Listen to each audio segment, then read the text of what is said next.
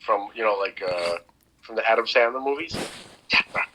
Dante. You know that Dante character? He's the same guy in every movie. He always has these staple. He has these staple guys. Yeah, he's like Deborah.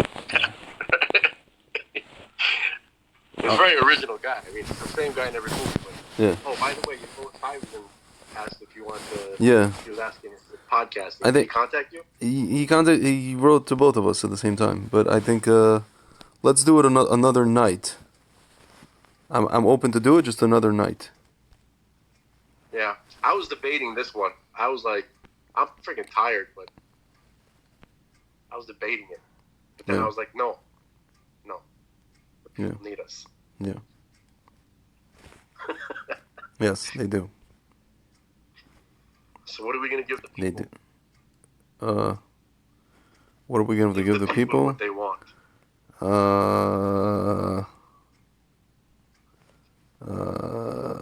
You ever hear this? Hold on. Yeah. This is gonna sound really weird. Mm-hmm.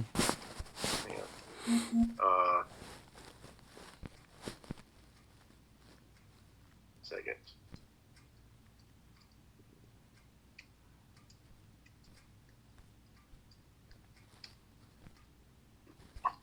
This puts me in a weird mood all the time. Hold on.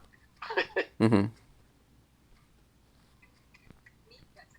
Not that. Hold on. That's a stupid commercial. She always had your back. Like the time she... Hey, what is that? What is this? Twin Peaks theme. Oh my god. Hilarious.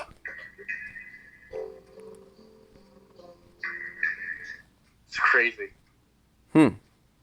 Literally, as a kid, just like literally put me into a trance. Mm-hmm. I would watch, dude, Twin Peaks. Like, we were 10 when Twin Peaks was out. Like, when did it come out? Yeah, like 11 years old, 10 years old, 11 years old. Can you imagine watching that shit? Like, I remember watching that shit when I was 10. I tried to watch it when I was 10. It was difficult for me to watch. I didn't understand it. I didn't understand it. Dude, I still don't understand it. Yeah. But yet it was mesmerizing somehow. Yeah. I don't know. I wasn't able to get into it when I was... you know what it is? I also didn't have... English second language at that time. You know what I'm saying? My vocabulary wasn't all there at that time. I understood basic English, but I wasn't like fully developed. Let's put it that way. It's hard to imagine you as like a complete OTB. I wasn't. It wasn't like... You know what's funny? I was never like an OTB in the sense of like stylistically. I was an OTB in the sense of... It's funny because I was never like into like anything Russian, even when I just came to America, but it was one of those things. It's like, imagine a person who has an American mentality, but can't speak the language. He just doesn't, it's like he already has that mentality, or like a Western mentality, because we lived in Lvov. Definitely not a Russian mentality, but the person who just like, he's like mute, he just can't verbalize what he thinks, but what he thinks is definitely not Russian things. It's American things, or it's Western things, or European things, but he just doesn't. The only language he has is Russian, if that. I was a little kid. I was like 6. So that was like me. That was me. I was never like an OTB. I was never like one of these people. Like I had friends who came. Some of them actually went to Stuyvesant. They came to America when they were 10, 11. They were still very much into like all this like Russian music, Ruki Vierch, Sektor Gaza, all that kind of stuff. And I was never into it. Why? Because I came to America when I was 6. Did you say Sektor Gaza? Sektor Gaza. There's a group called Sektor Gaza. That's not related to Gaza. No, it's like a sector of gas, like protivogaz. Gaz.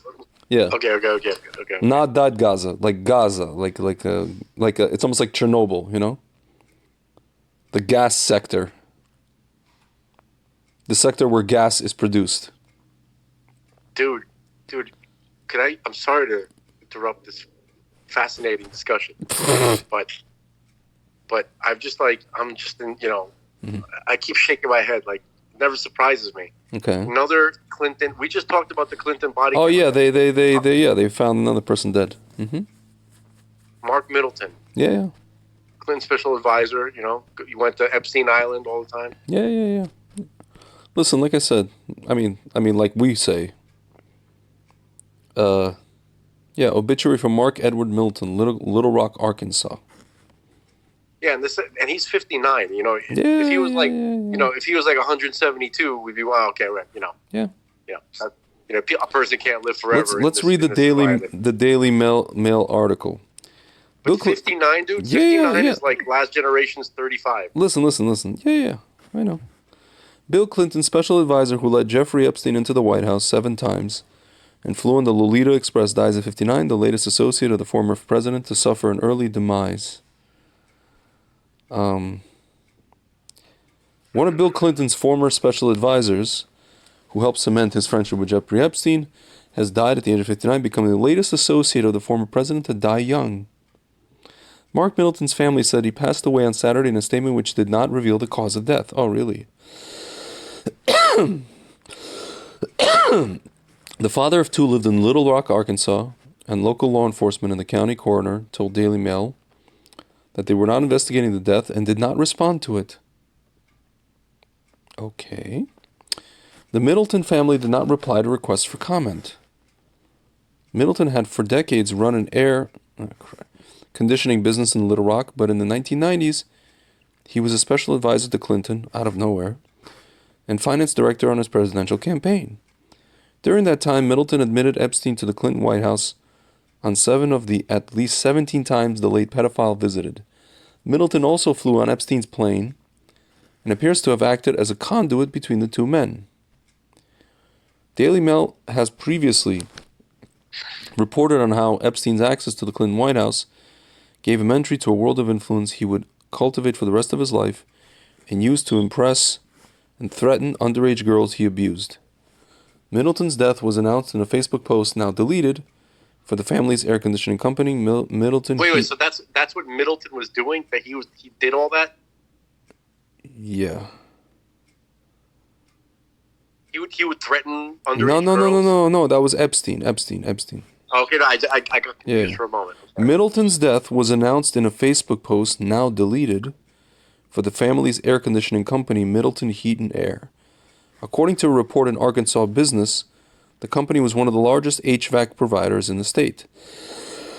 The post said, the Middleton family is saddened to share that Mark Middleton passed away this weekend. The Middleton family has lost an inspiring and dedicated leader, as well as a son, brother, husband, and father. Mark leaves behind a company that he helped build from the ground up alongside his family and was proud to run for the last 25 years. No words can express our sadness over this loss and our gratitude for your support and prayers during this time. Middleton was also managing partner of the investment firm Midcorp Capital, an investment company, and worked for a handful of nonprofit foundations. I bet. The only potential hint at a possible cause was a request in Middleton's obituary that instead of flowers, well-wishers donate to a service that specializes in counseling and therapy linked to the New Life Church, which is based in Arkansas. A spokesman for the Little Rock Police Department said they had not investigated the death. The Pulaski County Sheriff's Office said they had not responded to Middleton's death. What is that noise? And neither had the county coroner, according to an employee in the office reached by Daily Mail. Middleton's life in recent... What is that noise? I have no idea. I very slowly off the phone. Rotated the phone. Oh, okay. Just really slowly, though. Okay. Middleton's life in recent years was a world away from the power he enjoyed in the 1990s. Oh, my God.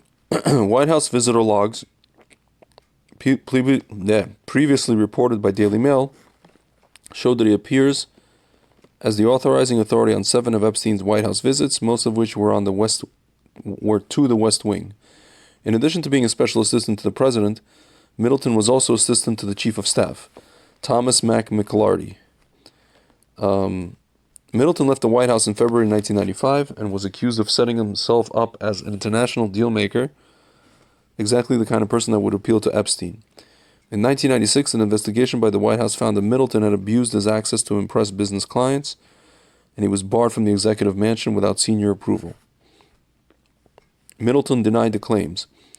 A source has told Daily Mail that some of Middleton's meetings with Epstein happened in room 176, which was in the old executive office building, not the White House. The source said that Middleton asked for a meeting room next to the White House mess like as in where the food is, which was in the West Wing, so he could impress his guest with his proximity to the Oval Office. The source said Mark was trying to make himself look bigger than he was. He was trying to make himself out like he had more power than he really did in the White House. Mark knew that Epstein was managing the money of Les Wexner, referring to the billionaire founder of L Brands and Victoria's Secret. The source went on. The year 1994, there were midterm elections. Clinton needed money, and Mark thought he could get some of Wexner's money. Mark wanted to set himself up as the guy who could bring in those kinds of big donors, the source said. Following a May 1994 visit by Epstein to the White House, Epstein flew from Washington to Palm Beach, Florida, with Middleton on board. Oh my God. The following day, the pair flew from Palm Beach to Grand Bahama International Airport in the Bahamas. They returned the same day to Palm Beach. Several of Clinton's former associates have died over the years in unexpected circumstances, sparking the conspiracy theory known as the Clinton body count. They include Deputy White House counsel Vince Foster, whose 1993 death was ruled a suicide, but sparked a slew of conspiracy theories about the involvement of the conspiracy theories, involvement of the Clintons, aka logical conclusions. After Epstein hanged himself while awaiting trial in 2019, Donald Trump retweeted conspiracy theories that Clinton was involved. Unbelievable. Others whose deaths have been linked to the Clintons without foundation, have been Seth Rich, the Democratic National Committee staffer who was murdered in 2016, and Christopher Sine, the reporter who broke the news of a meeting on the tarmac of Phoenix Airport between Clinton and then Attorney General Loretta Lynch. Sine was found dead at his home in 2021. The Wikipedia page for Clinton body count also includes C. Victor Razor, Bill Clinton's national finance co-chairman who died alongside his son in a 1992 plane crash, Mary Mulhane, a White House intern who was gunned down in a Starbucks in 1997, and Jim McDougal, a financial partner of the Clintons who died of a heart attack while in prison in 1998. No, it's just mysteriously, people just keep croaking, you know? Nothing to do with the Clintons. It also lists Edward Willey, whose wife Kathleen alleged that Clinton sexually assaulted her. His death was ruled a suicide. Clinton's head of security, Jerry Parks, was gunned down as he left a Mexican restaurant in 1993. Dude, these guys get around, man. Yeah. Amazing, huh? They really cleaned up. Astounding. Yeah, nothing to do with the Clintons. Totally, no foundation, unfounded. Totally unfounded. Mm-hmm. When is God going to free us of these demons? I don't know.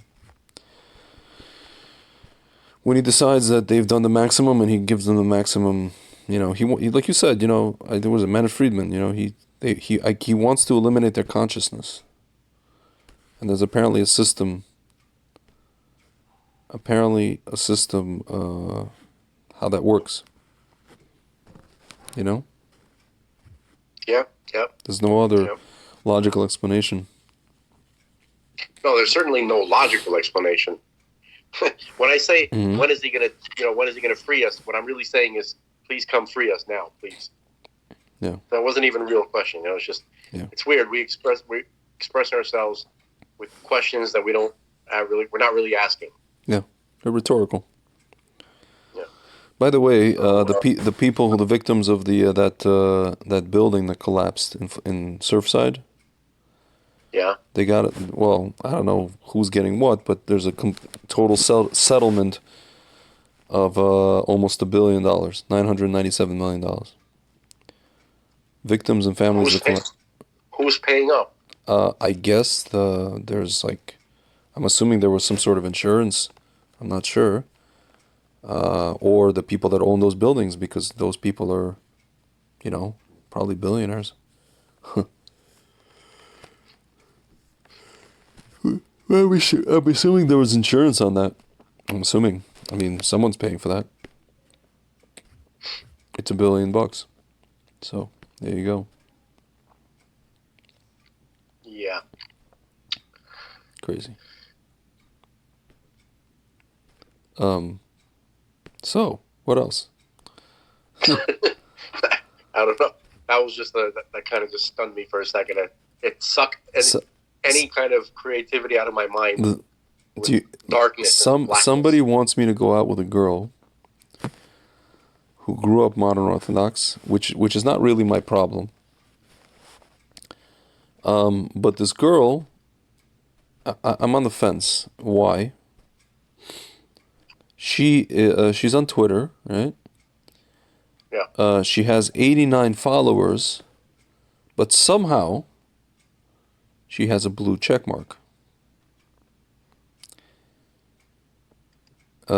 She's a columnist for a particular newspaper. The newspaper is not leftist or anything like that. It's not. But here is her latest article, which she wrote on May 2nd. Weekend essay. It's like an op-ed, you know? Just how far should free speech protections extend? The saga involving Elon Musk and Twitter has renewed the fascinating debate over whether and when we can place limitations on certain people's speech and on the platforms made available to them. Dude, your cough is I know. Not getting better. I know. Yeah. All right, back to Elon Musk says he is buying Twitter in order to protect the First Amendment and subdue cancel culture. Seems like a reasonable goal. You know what? I can't read this unless I register. Hold on. Let's see if it lets me read it for free. 1 second. 1 second. 1 second. Oops. Yes, and let's see if it lets me go through. I remember what I wanted to say. I saw a video today, and I realized that like Rabbi Manis Friedman he's apparently a controversial figure. He is, yeah, very much so. Yeah, this whole thing, God needs us thing. People can't. Their heads are exploding. They can't. Yeah, I don't understand. Well, why is it so difficult to? I don't get it. Because people. I have an explanation for it. I don't know if it's true. I think I have an explanation for it. Okay. We can talk about it when we're done with the columnist that you're going to marry. Lord help me now. Hold on. Does she look good? No, there's no problem with that in that department. But here. That's good. Okay. Hold on. I have to register. Hold on. 4 free articles. Okay, so 1 second. This is a whole painstaking process now. Of hold on. Please verify email address. Hold on. I apologize. Oy vey. Just want to read the article. Okay. Leaving aside the question of whether Mr. Musk's incomprehensible wealth would be better spent elsewhere. See, right there. Why you gotta... Who cares? The saga has renewed the fascinating debate over whether and when we can place limitations on certain people's speech and on the platforms made available to them.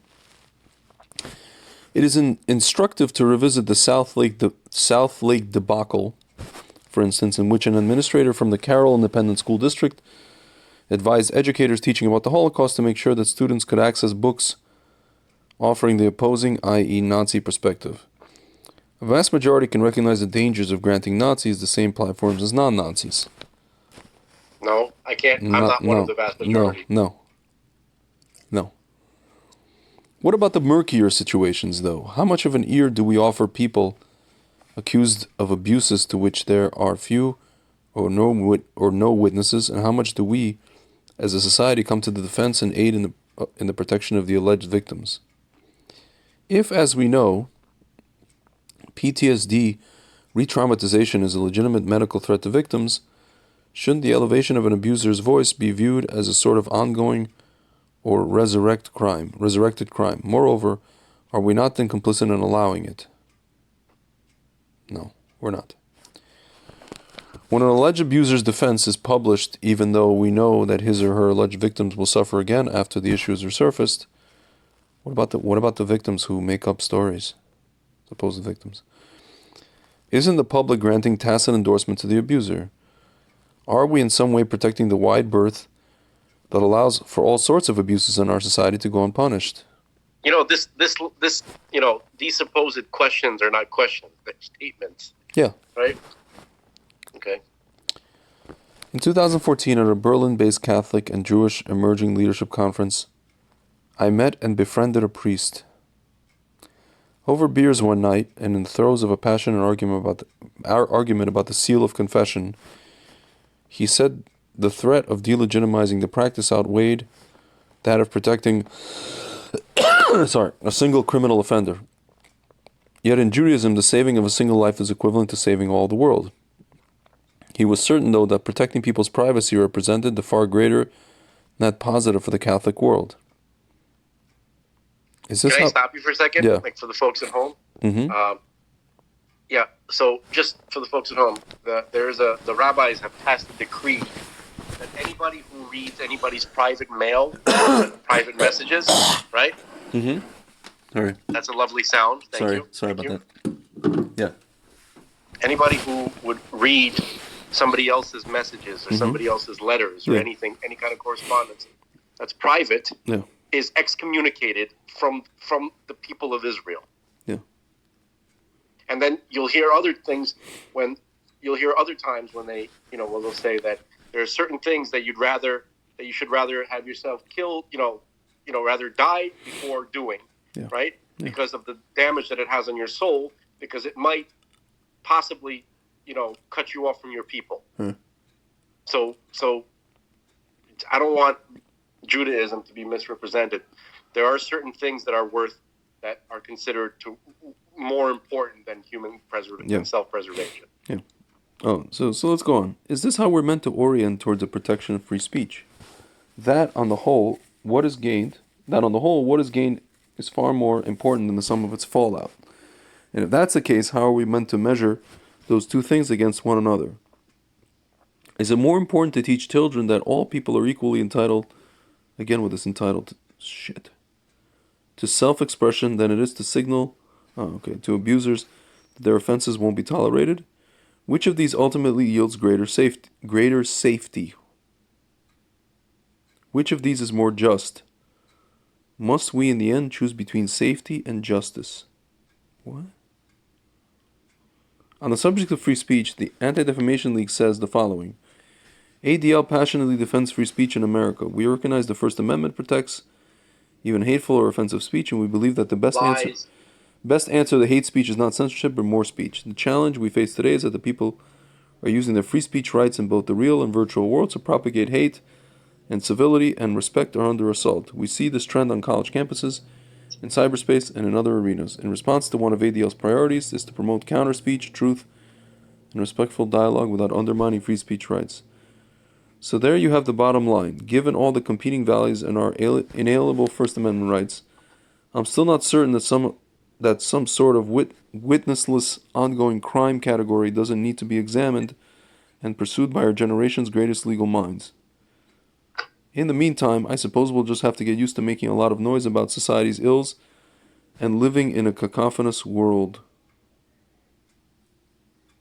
Why would she even, quote the ADL? Who gives a damn what the ADL thinks?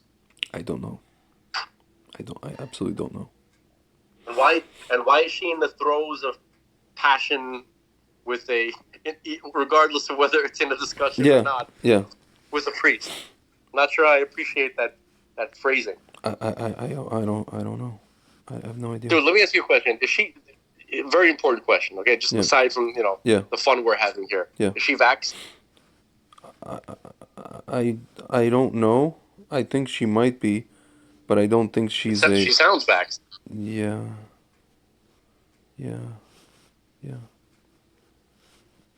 Okay, so I mean, just aside from, because if you're gonna tell me she's not, I tell you to go. I tell you to go. Go give it a shot. Let's see what happens. Maybe you'll convert her. Yeah. You convert her to American. Yeah. I don't know. I don't know at this point, man. But it's one of those things where it's like I tried to tell, cause how did he even, whatever. There was like some connection through my parents' friends, whatever it is, and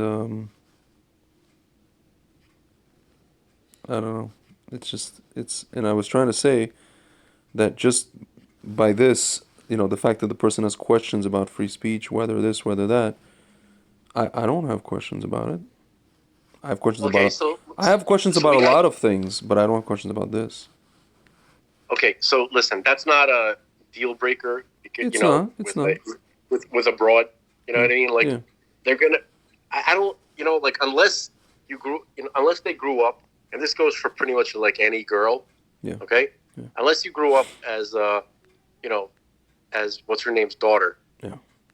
This like American conservative icon who she actually passed away a couple of years ago, like 2 years ago. Yeah. But when I can remember her name, unless she's her daughter, then you can't exactly expect a lady, to be Benjamin Franklin. That's true. In her worldview. Mm-hmm.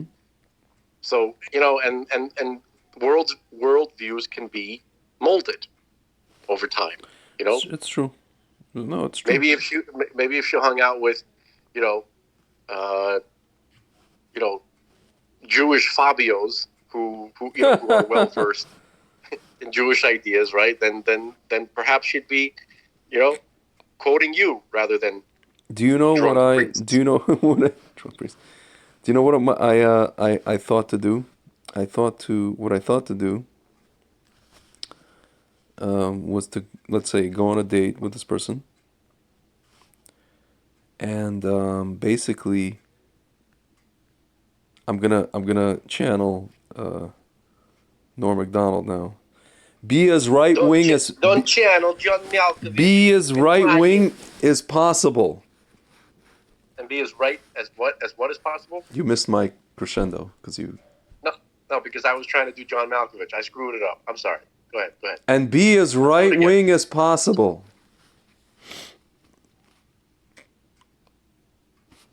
I feel like I missed it again. Try it again. You know what I should do on the date? Be as right wing as possible. Okay, there you go. You got it? I got it. Dude, you're like a punchline ruiner. Dude, you are a punchline. No, you're actually a punchline ruiner. Anybody who's listening to all of these things, dude, you're like, if this were the punchline ruining playoffs, right? You would be winning by a lot. Okay, so there's that. But regardless, I apologize. Okay. Thank you. So, and also, by the way, you know one of the reasons why you're such a massive punchline ruiner? It has to do more with the equipment, because the proximity that you are to the phone, or I don't know, maybe because it's your phone call, so it's like somehow you're dominant in the recording. Really? Dude, right? you're the one who talks more than me. I'm talking about volume. Oh. Hearing, like a lot of the things that I say, like I noticed get drowned out, and I was like, oh shit, that it wasn't even in there, I thought that was brilliant. Everything is pretty much, they can hear everything you're saying. It's not drowned out. The quality is just phone quality, but it's not. In the recording, it's not there. It is there. It's there. Yeah. No, I'm telling you. I'll show you some examples. Okay. In any event, so I should be as right wing as possible. Dude, don't do anything like abnormal. No, I don't. I never do anything abnormal. I just, dude. Can I tell you something? I once went out. Here's. I'll give you an example of like the things that that make me go. The things that turn me off. I'm sitting there and I'm trying. A lot of women, and my mother even admitted this to me. A lot of women, doesn't matter if they're right wing or left wing. either just don't have any sense of humor. They don't have any shtick detection software. A lot of women. Not all, but a lot. And so, when I'm sitting with a woman on a date, right? I mean, this happened, granted, it was a left-wing person. And I say the word retarded with regards to something, in reference to something, as obviously as a joke. You know, like, it's like, again, it's like the Italian guys in section 400 in Madison Square Garden in the Ranger game. Oh, that's freaking retarded. That's obviously what I mean, right? Or if I say Right. that's gay, obviously I'm not talking about homosexuals. I'm not. And this one girl I went out on a date with, she's like, don't use that word. My cousin, my little cousin or my little nephew is special needs. And I'm like, You're like, okay, I didn't say special needs. I said retarded. yeah. That's enough. And she kept, and we had this whole discussion, and it was like, this whole exhausting discussion about that.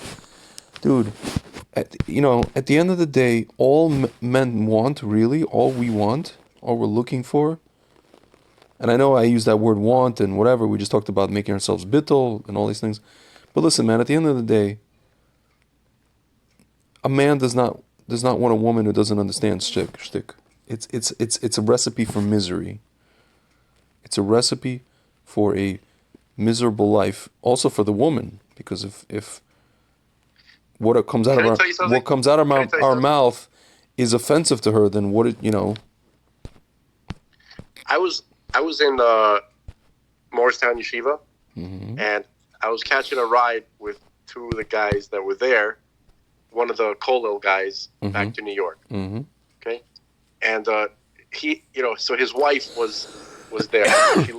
I lived in the section where the Kollel guys lived. There was like some apartments and something like that. Yeah. So we're sitting in the car, and he's a jazz dude. He's a Baal Tshuva guy, but he's a musician. He knows jazz really well.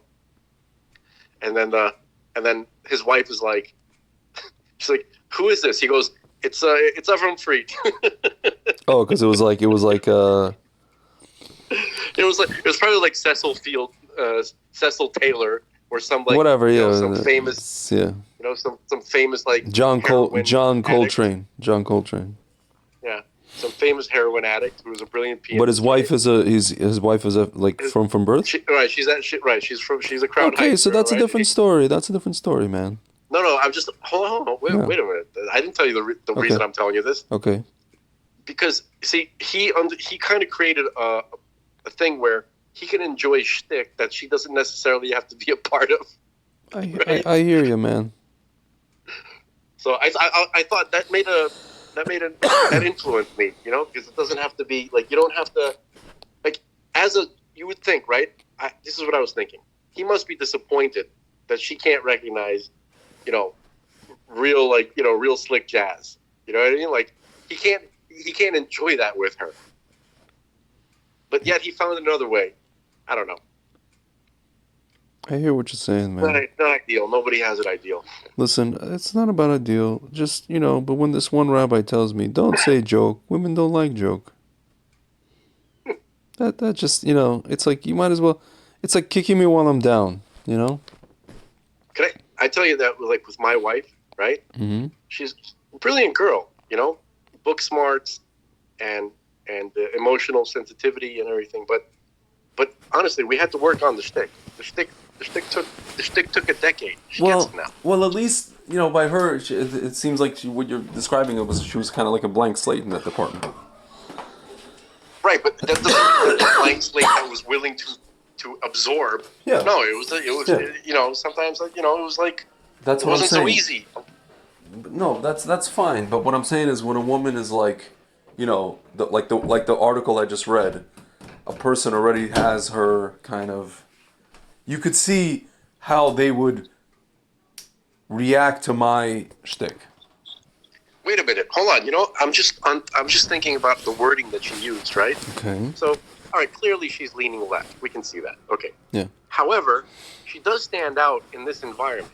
Yeah. Because she's not yelling, death to the righties.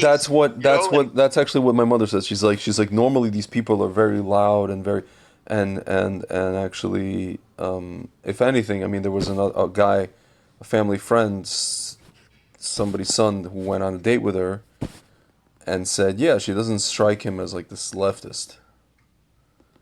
Right. So perhaps, you could read the article and you'd be like, this article could actually be a gift, because if you read the article really well, right? Yeah. And she'll be impressed. She'll like it very much that you actually, like, let's say, can quote it or you read it, that you took the time. Yeah. And be like, I'd like to, if it's possible, if you'd want to. I read your article. I think it was well written. But I have some, some opinions that I'd like to share. I'd like to address some of the questions. Dude, can I tell you something? This whole thing, what you're describing, harkens back to what my life was in terms of dating Jewish girls in the years 2005 until 2009. Back when when it was possible to have a rational discussion with a person who was left-leaning. This person strikes me as one of these people, yes. But at that time, I'll tell you something. At that time, I was more willing, because I wasn't set. My values, so to speak, were not set. They were still being developed at that time, when I was 27, 26 years old. And I was still kind of, I was always, live and let live. So at that time, I was like, listen, you want to be this, be this. You want to be that, be that. You want to hold by this, by this. But at the end of the day, I knew that, the person that I marry is going to be quote unquote normal, right? Or if they're gonna agree with this and agree with that, all these things that today are basically woke, I would be like, okay, well, as long as you don't shove things in my face, Again, I wasn't my values, this is pre-Torah, you know what I mean? So my values were kind of just neither here nor there at that time. Which kind of allowed me. I mean, I had certain conservative values when it came to for example, economics and geopolitics. That for sure I had. When it came to social, I didn't really care one way or the other. I was pretty libertarian about the different things. Until I remember going on a date with this one girl, Russian Jewish girl, but kind of liberal.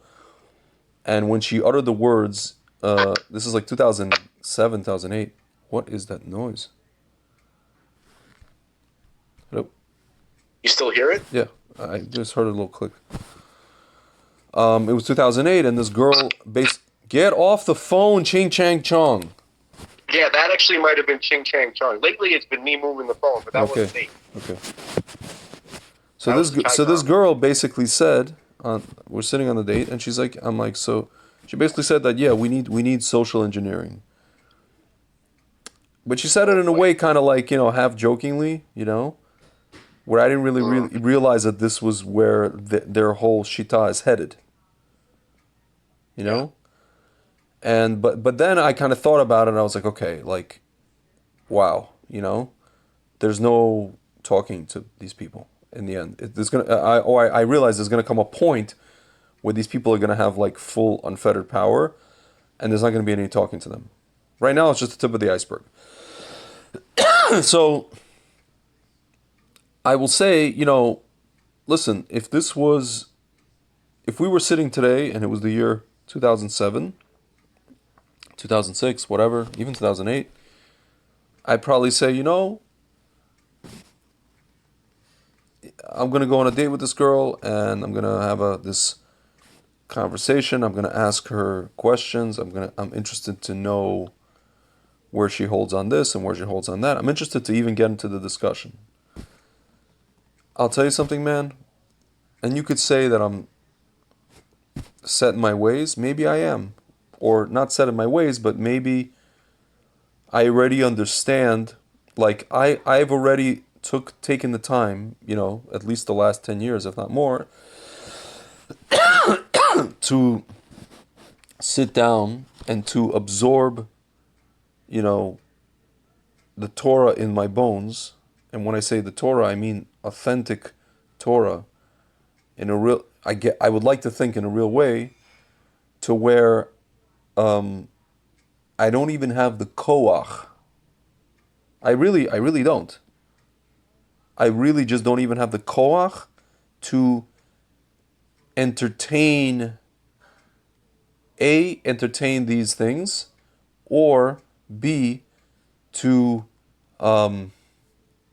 influence a person who's, in this case, 35 years old and clearly has her really, really set stance on this. I think we're getting ahead of ourselves because, again, the most important question is the most important questions are the following: Is she smaxed? Is she smacked? Well, is she going to honestly? Can you trust her? And is she going to agree to tar mishpacha, kosher home, and no, Shabbat? I think all those three basic things she will. She does. She wants, probably. The only thing that I will say, man, is that this person is, from what I can tell, in the an attendee of these modern Orthodox shuls in Manhattan, and we all know what those shul stances were on, even so much as getting into the building. So now it might give you your answer regarding the smacks. Well, you know what would be more fun for her probably? Okay.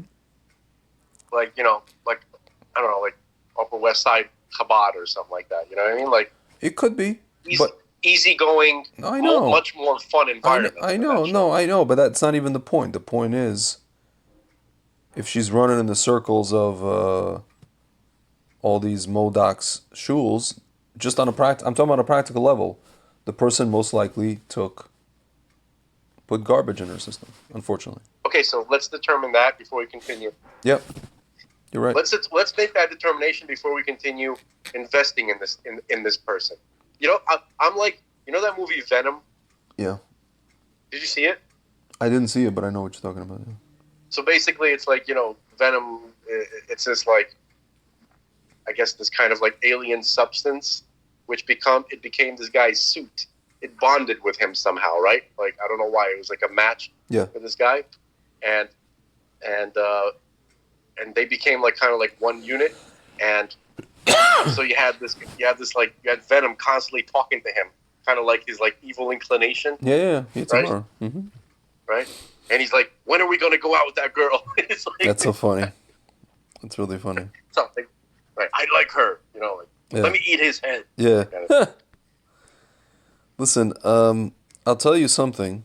I know there are people, women and men, who took this stuff and didn't want to take it and disagree with it and disagree with the whatever, what do they call it, the mandates, schmandates. She could very well be one of these people. I'm only saying this because my friend who went on dates with her, who is completely against this crap,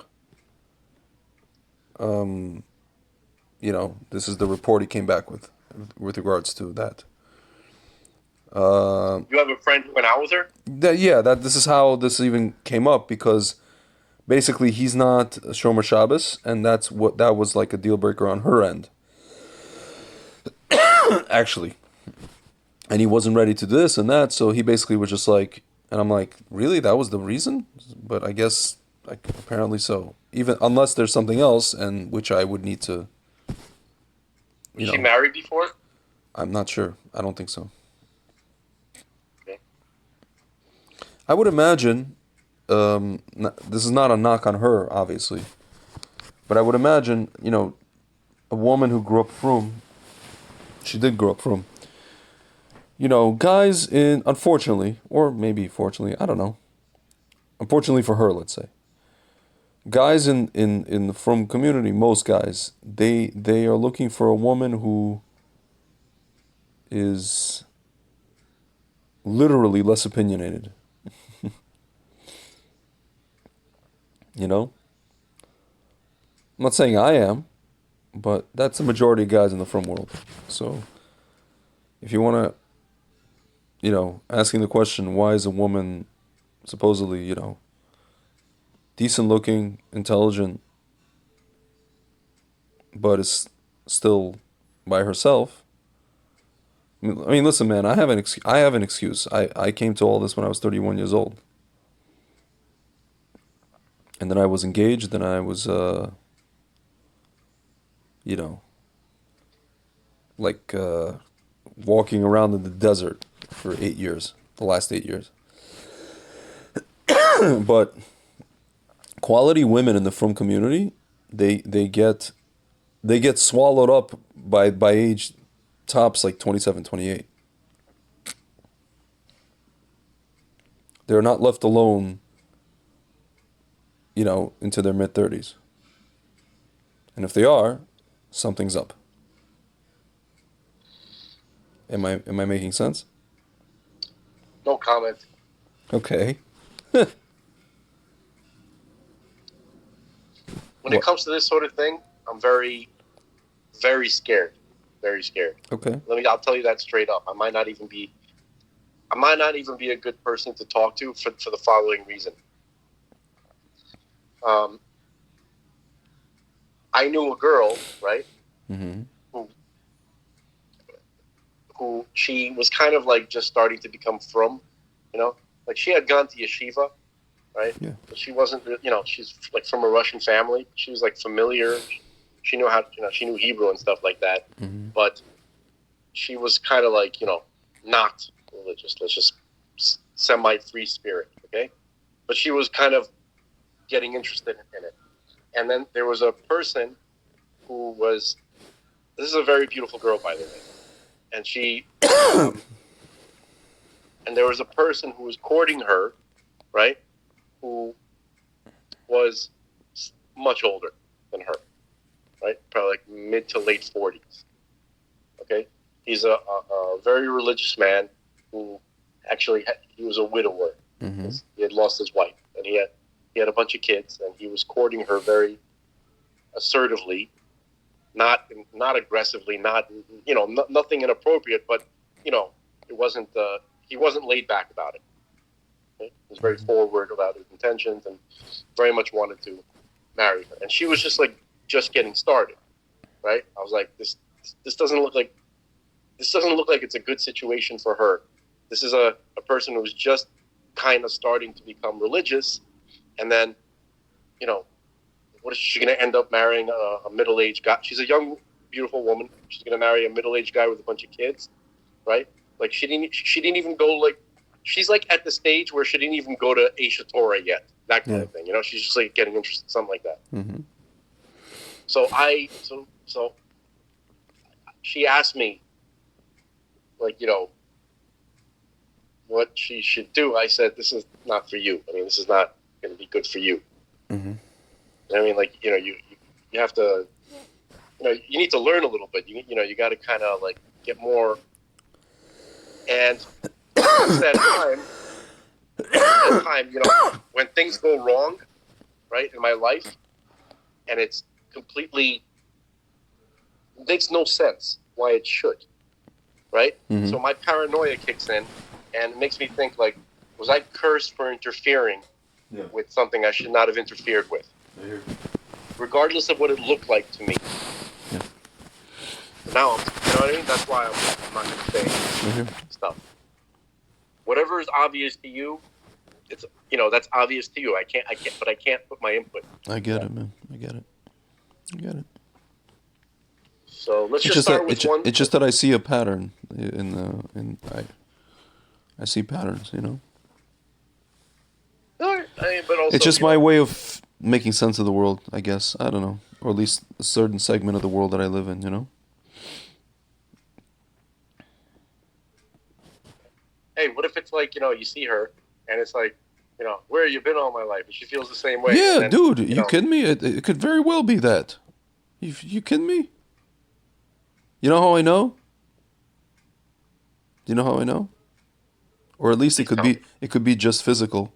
You know how I know? That's fine too. You know how I know? Because the person that I mentioned, the one that said,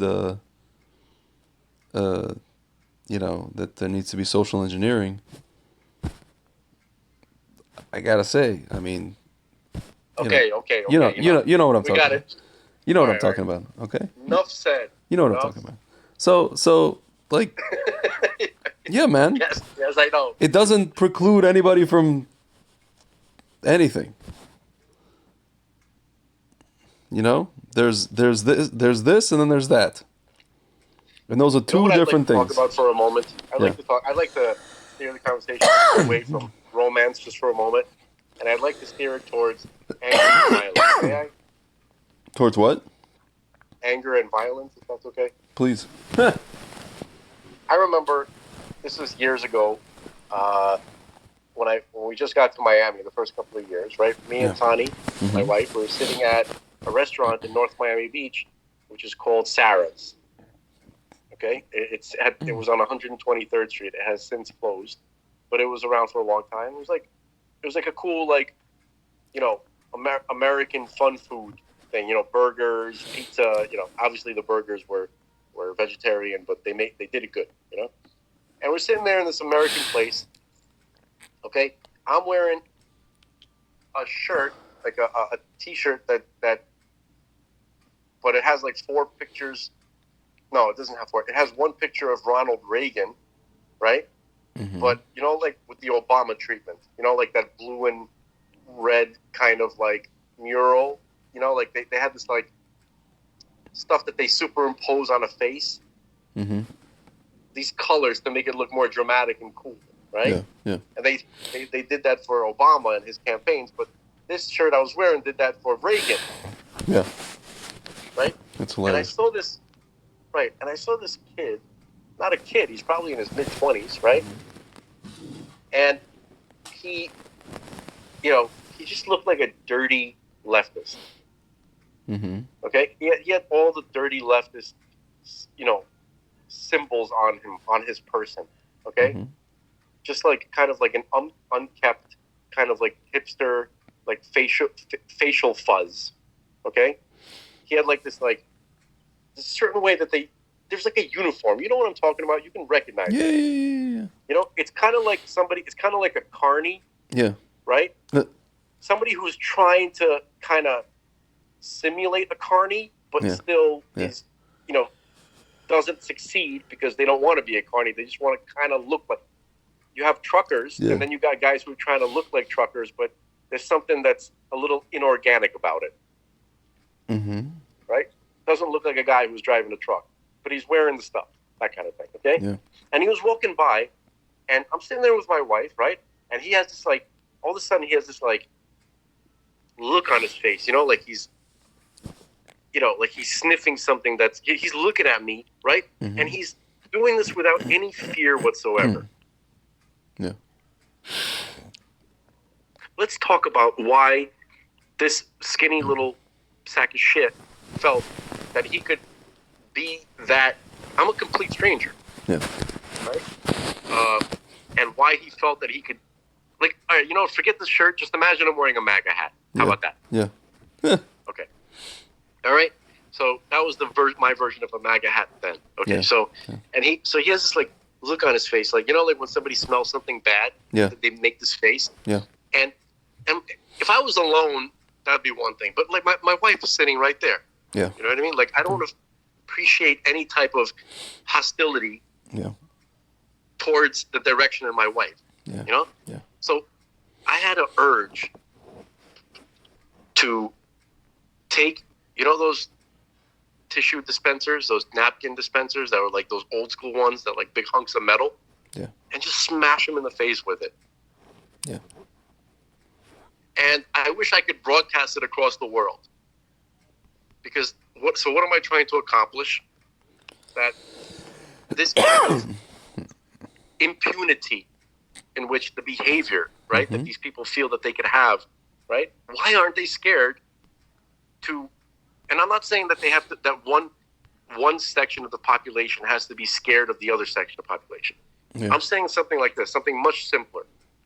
I, for instance, right? Yeah.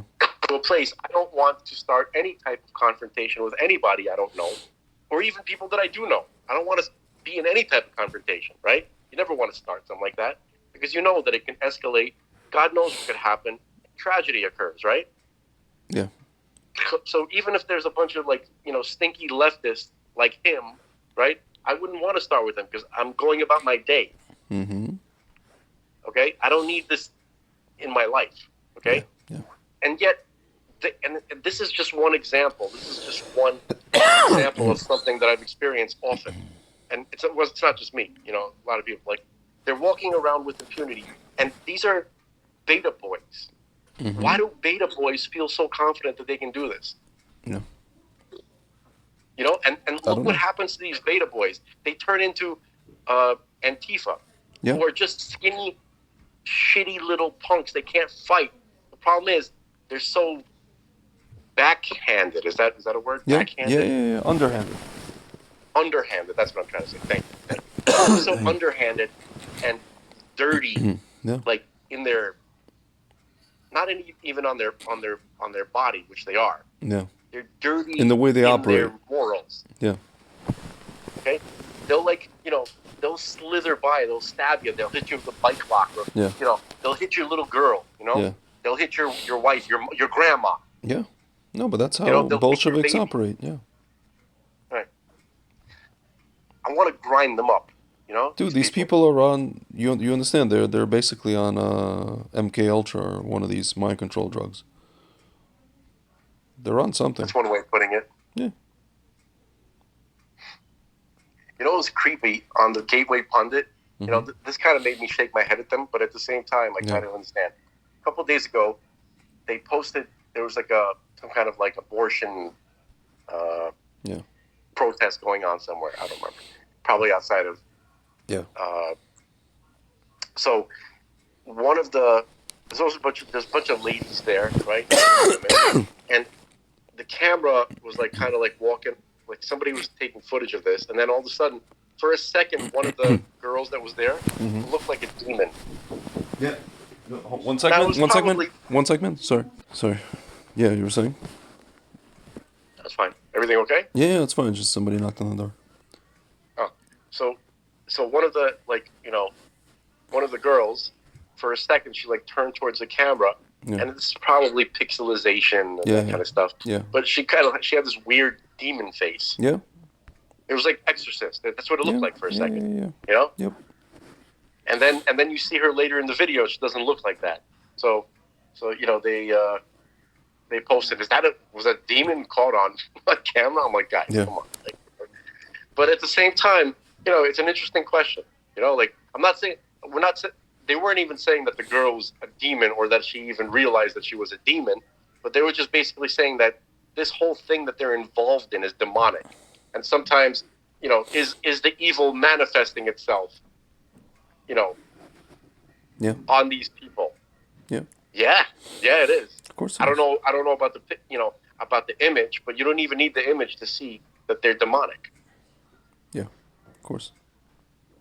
Okay. Plus, we're getting a little bit more familiar with the definition of demonic is. It's not some kind of little creature, or it can be, but it's primarily how your consciousness looks inside. Yeah. Okay. For sure. And we I played you that clip from Rabbi Weisberg's lecture where he talked about Adam and Eve and the snake. He said the snake didn't look like a snake. The snake looked like a beautiful human.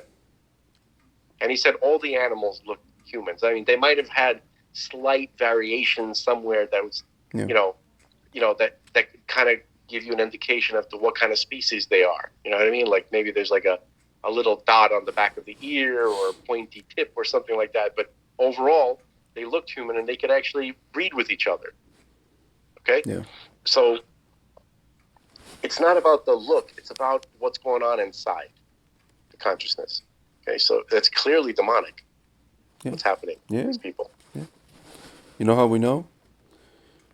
Biden administration cancels oil and gas lease sales in Alaska and Gulf of Mexico. Dude, if I didn't know any better, if I just landed from Mars and all I knew was about economics and I looked at what these guys are doing, I'd be like, these guys are purposely trying to just Like, these people are purposely trying to destroy their own economy. Like, naroshna. Like, on purpose. Like, literally, there's like, it's a controlled demolition. Well, they're not. You see, I'd like to. Yes, the answer is yes. I agree, but I'd just like to adjust the wording for a moment. It's not their economy. Yeah. It's China. It's not even China's economy. It's the West. Yeah. These are the. This is. They don't consider the people who are in charge of America now. Don't consider America theirs. They Yeah, just they know that they are foreign Yeah. demolition agents. Yeah. They're here to destroy. Yeah. That's what they're here to do. And everybody's like, this person is an idiot. These people are idiots. These people don't know what they're doing. Incompetent. They're not idiots. They're very competent. They're very competent. They know exactly what they're doing. That's the Fox. That's the crime of Fox News. Yeah. They're idiots. No, they're not. Fox News knows they're not idiots. When they say they're idiots, that's the way of trying to maintain the lie. Yeah. If Fox News was worth anything, they would one night turn the camera on and say, "Folks, these people are not idiots, and they are absolutely out to destroy us. It's not stupidity. It's completely premeditated. It's all happening." Yeah. That's the real news, folks. Yeah. Okay. So, By the way, there's a video of a woman in I don't know, Boynton Beach, Florida. Footage of a woman slumped over the steering wheel while having a medical emergency while driving. Dude, this is crazy because like, this is happening to people behind the wheel. This is happening to pilots. Dude, you're like on a plane, and it could be your pilot. It could be your freaking pilot, 35,000 feet in the air, who just, yeah, I can't fly. I can't. Like, It's I don't want to do It's this crazy, anymore. man. It's really crazy.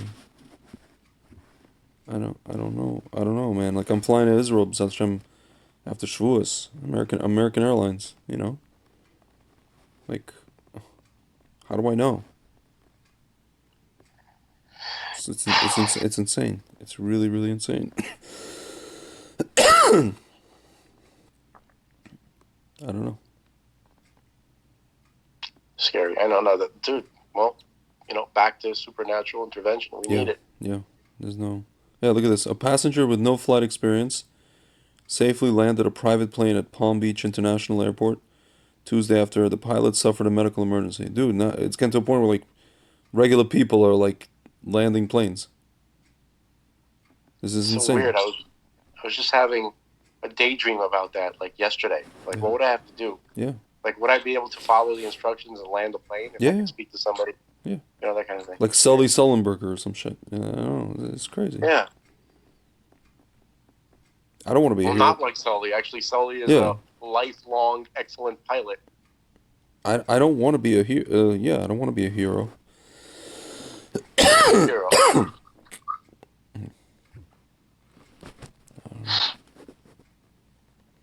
So, I just like to mention something. Mm-hmm. This is a supernatural related news, right? Mm-hmm. Marshmallow Man in the news. How about this? New segment, Marshmallow Man in the news. Yeah. All right, this is from the Washington Examiner. This came out today, actually yesterday. And this is for the Washington Examiner, written by Tom Rogan. Okay. So he says, the House Intelligence Committee will hold the first open hearing on UFOs in more than 50 years. The hearing scheduled for next Tuesday is overdue. For just one example as to why public awareness of this topic is important, the Washington Examiner has compelling evidence. The Washington Examiner has seen compelling evidence that the Space Force is undertaking quiet work in support of the government UFO research. Yeah. That's interesting. That doesn't mean UFOs are aliens, but something very significant is going on. He should have wrote, it doesn't mean that UFOs are aliens, but they're aliens. That's what he should have wrote. But, okay. This hearing is a blow to the Pentagon bureaucracy, which had hoped to keep the UFO issue out of the public gaze. But, as Brian Bender reported last week, Brian Bender he's for Politico. As Brian Bender from Politico reported last week, Congress has become increasingly agitated by the Pentagon's failure to undertake a more comprehensive approach to the UFO issue. Yeah, it's all theater. Described inside the government as unidentified aerial phenomenon, UAPs, UFOs have seen greater public attention in recent years following the release of videos recorded by Navy aircraft showing these objects. Last June, the former head of the Pentagon's UFO research, Luis Elizondo, told the Washington Examiner that the government is actively considering the government is making Greg cough.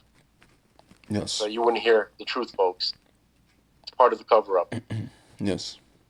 So he told Washington. Okay, so Luis Elizondo told the Washington Examiner that the government is actively considering whether these UFOs have an extraterrestrial origin. Last November, the Director of National Intelligence, Avril Haines, confirmed. Her name's Avril, like Avril Lavigne.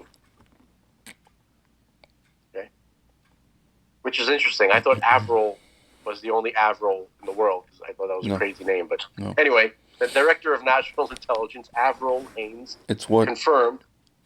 It's the name for vapid white women.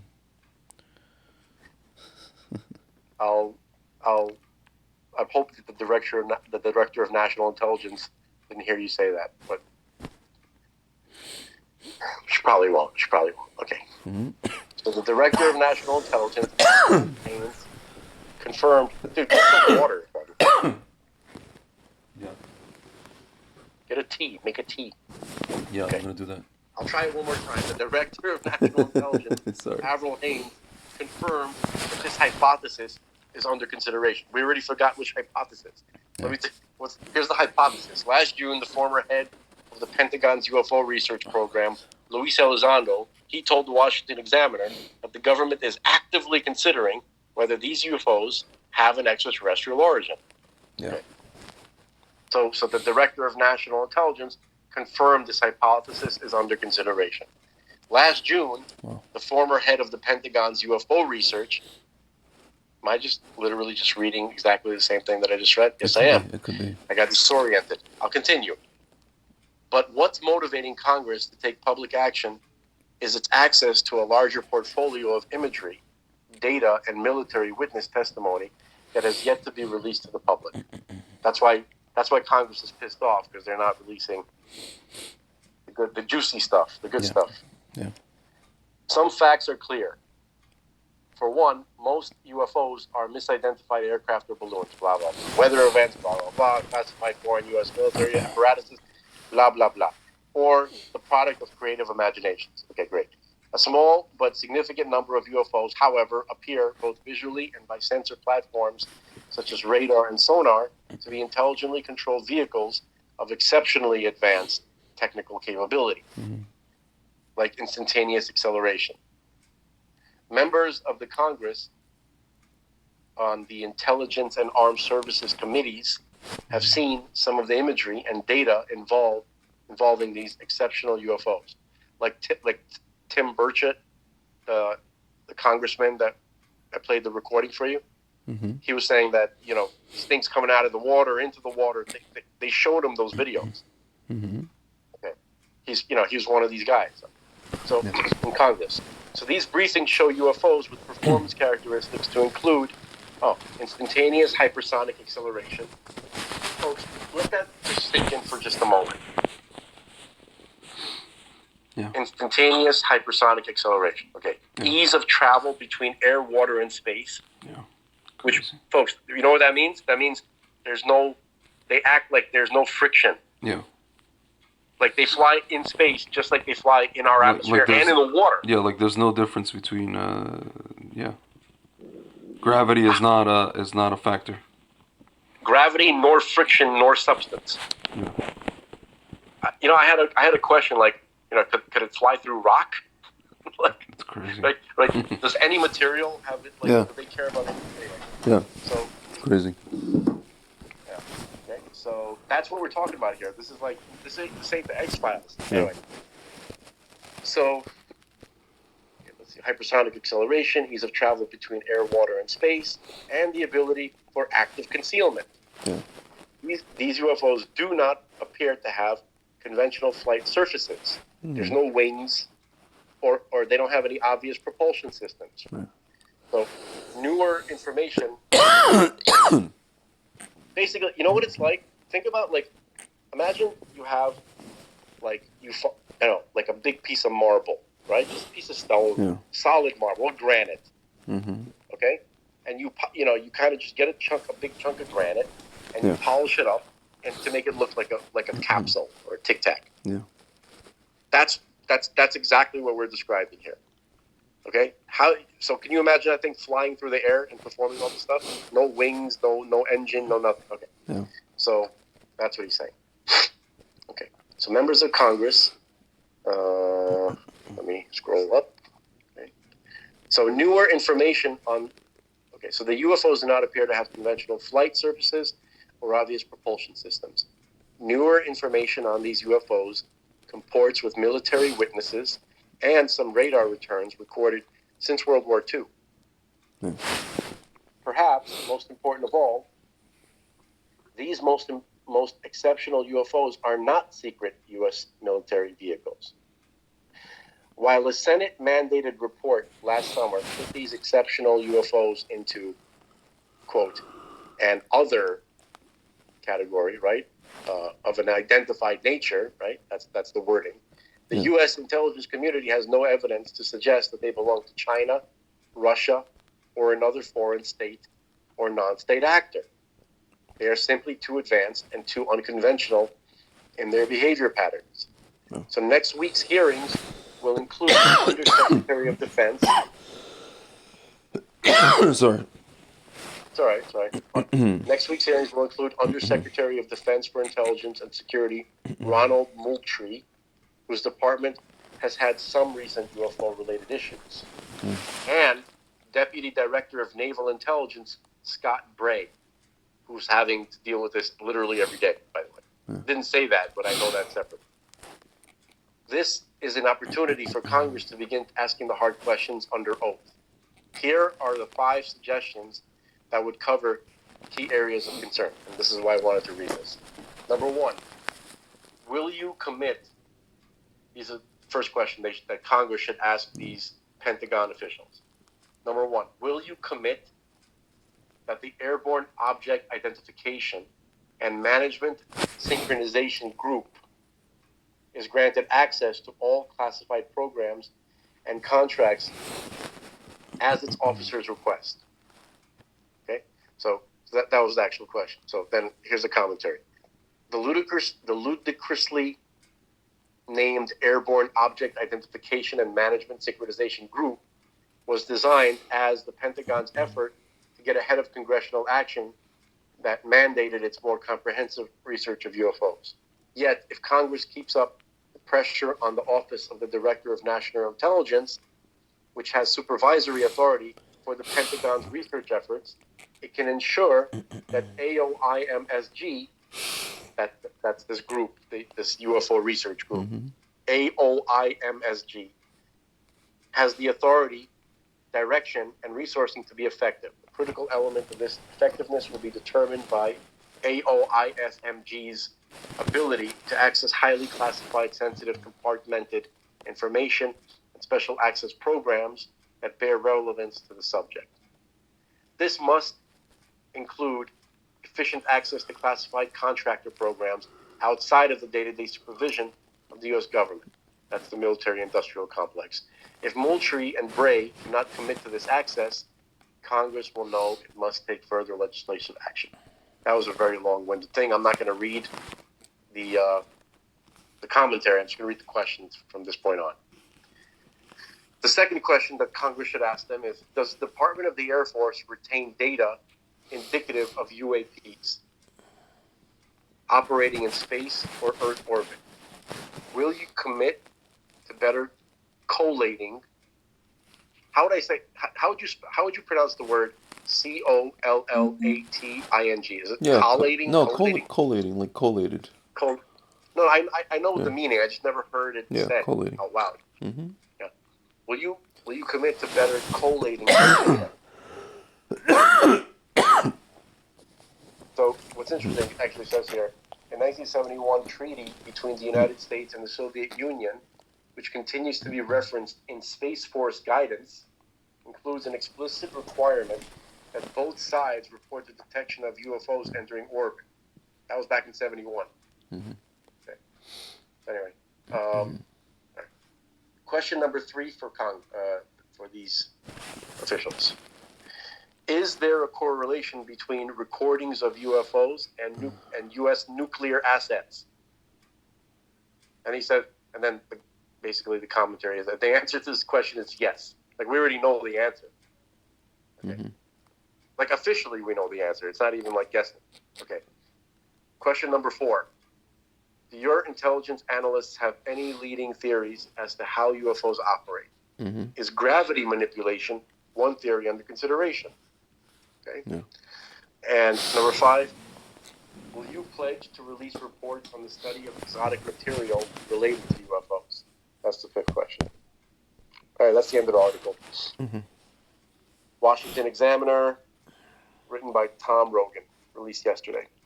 And the reason why I am aware of this article is because Oh goodness. the deputy. Are you okay? Yeah, I'm good. The Deputy Secretary of Defense for Intelligence during Bush and Clinton, he tweeted this article just now. Interesting. Yeah, Mellon, Christopher K. Mellon. I think I heard that name. So, yeah, no, he's involved in this topic. He's one of the guys. Like, he was working together with Elizondo. Mm-hmm. He's the highest official who is, like, spearheading this effort. Yeah. And he's from the Mellon family. He's a private equity advisor. Right? Like a Carnegie Mellon. Yeah, he was Deputy Secretary of Defense during 9/11. Interesting. That's the guy who was in charge of everything. He had to fix the intelligence, like, you know, the common reason given. How could they let 9/11 happen? Yeah. Because the intelligence agencies weren't communicating with each other. They weren't sharing information. Yeah. So he came in and he basically fixed that. So he's not a nobody when it comes to. Like, he's not a nobody. He also seems like one of these deep state guys. He does look like a deep state guy. He does. You know. He has the look, that's for sure. Yeah. And the family and everything. But whatever. Let me quickly summarize my attitude about all these people and how I feel when I'm watching all this kind of stuff unfold. Mm-hmm. Okay? I think that these guys are all actors. Yeah. Okay? This is all a scripted situation For sure. to slow down the release of information which should have been done more than 70 years ago. Yeah. Okay? So why are they releasing any information? Why are they? Because they know that they're not gonna be able to hide it anymore pretty soon, right? Yeah. So they want to get ahead of the narrative, and they want to create a situation where they're protected, meaning here's the reasons why we did it. We're trying to explain to you it was about national security. Yeah. This and that. It's you called have to understand the environment. Plausible deniability, whatever you want to call it. Right. They're basically hired to delay this whole situation until the top brass essentially dies in Sorry. All the evil people that were involved, you know, the primary human Citra Aqua like players, right, are delaying this truth from coming out. Yeah. Because Rabbi Kessin explained it a lot. You know, like they're always trying to buy a little bit more time, more time. You know? They're on life support. Yeah. So they'll do anything to extend it another day or two. The Satan, the Citra Aqua. Yeah. And that's who, in my view, Luis Elizondo, Christopher Mellon, all of these guys are. Okay? They are here to delay what we already know. Yeah. but they want to pose themselves as those who are revealing it. You understand what I'm saying? Yeah. Yeah, of course. That's what I think. So Did you hear about, just to change topic a little bit, did you hear about this Al Jazeera reporter who was killed yeah, in the line of fire, probably by these terrorists because they don't have a value of human life? not in the line of fire, but she Yeah. was she was Yeah, caught in yeah, crossfire. yeah, crossfire, yeah. No, but here's the context. Militants started shooting at Israeli soldiers, and then Yeah. Israeli soldiers started firing back. Yeah. And she decided to be in the middle of that. Yeah. No, but they're saying, That's what happened. and not only that, they're like they refuse to like let Israel and investigate. They basically like they buried her body very very quickly. They refused an investigation, and it was just like like this cleanup crew, quick cleanup job, so to speak. And no, so somebody, yeah, I'm just pouring myself some tea. Somebody tweeted, "We know Israel killed her." Some idiot, on Twitter. And this guy responds, "How? Were you there? Like, how do you know? Were you there?" And the guy responds, "No, but I know from YouTube what Israel did to Jesus."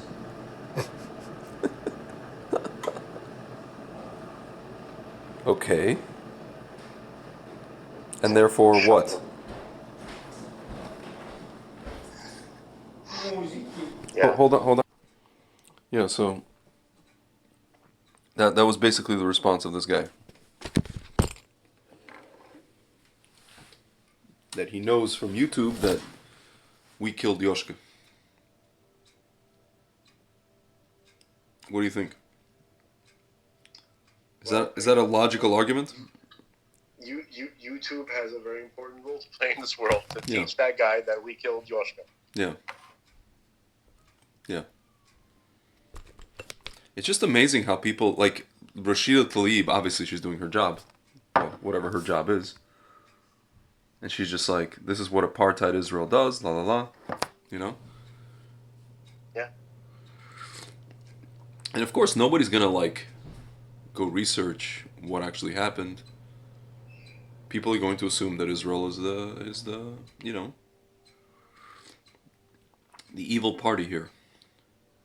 I don't care. I also don't. And I'm not saying that just to show that I'm cool. Yeah. I'm hoping that it catches on. You understand what I'm saying? Yeah, we should stop caring. Like, We really should yeah, stop caring. like We're in a fight for our lives. We're fighting for our lives. Like, I don't know. People are being attacked. Like Jews, Torah Jews, non-Torah Jews. People are being targeted. So at this point, like, no, why should we give a damn? Like, really? I don't know why we ever should give them. Yeah. Ever. Yeah. We're not marauders, right? We just try to live, right? Yeah. And then constantly we're attacked because some schmuck decides to be ideologically upset with us. I don't give a fuck about them or their ideology. Dude, you know what I wonder? Out of here. You know what I wonder? What would actually happen? I sometimes have you talk about you had the daydreams about you mentioned the daydreams about like having to fly a plane. What would happen like if Israel Dafka like one day woke up and said, we literally are going to do what we're going to do. We have literally no consideration for anyone's opinion. Literally. What would happen? What? They would take away our the what is it? The Iron Dome stuff? What would they do? They would take away the $3 billion. That's not even money. It's like a grant that that we have to. We are contractually obligated to use on their weapons. What are they going to do? Like, dude, we bombed Osirak, the nuclear reactor in Iraq in 1981. Israel did this without asking anybody. You know what happened? People yelled, people screamed, people bitched. In public, entities, countries, whatever. And then behind the scenes, a bunch of generals came to Reagan and said, Mr. President, that was one of the most impressive things we've ever seen. I don't even know if our military could have pulled that off. The American military. The Air Force. That was incredible. And Dick Cheney, privately and then publicly later, praised, what Israel did.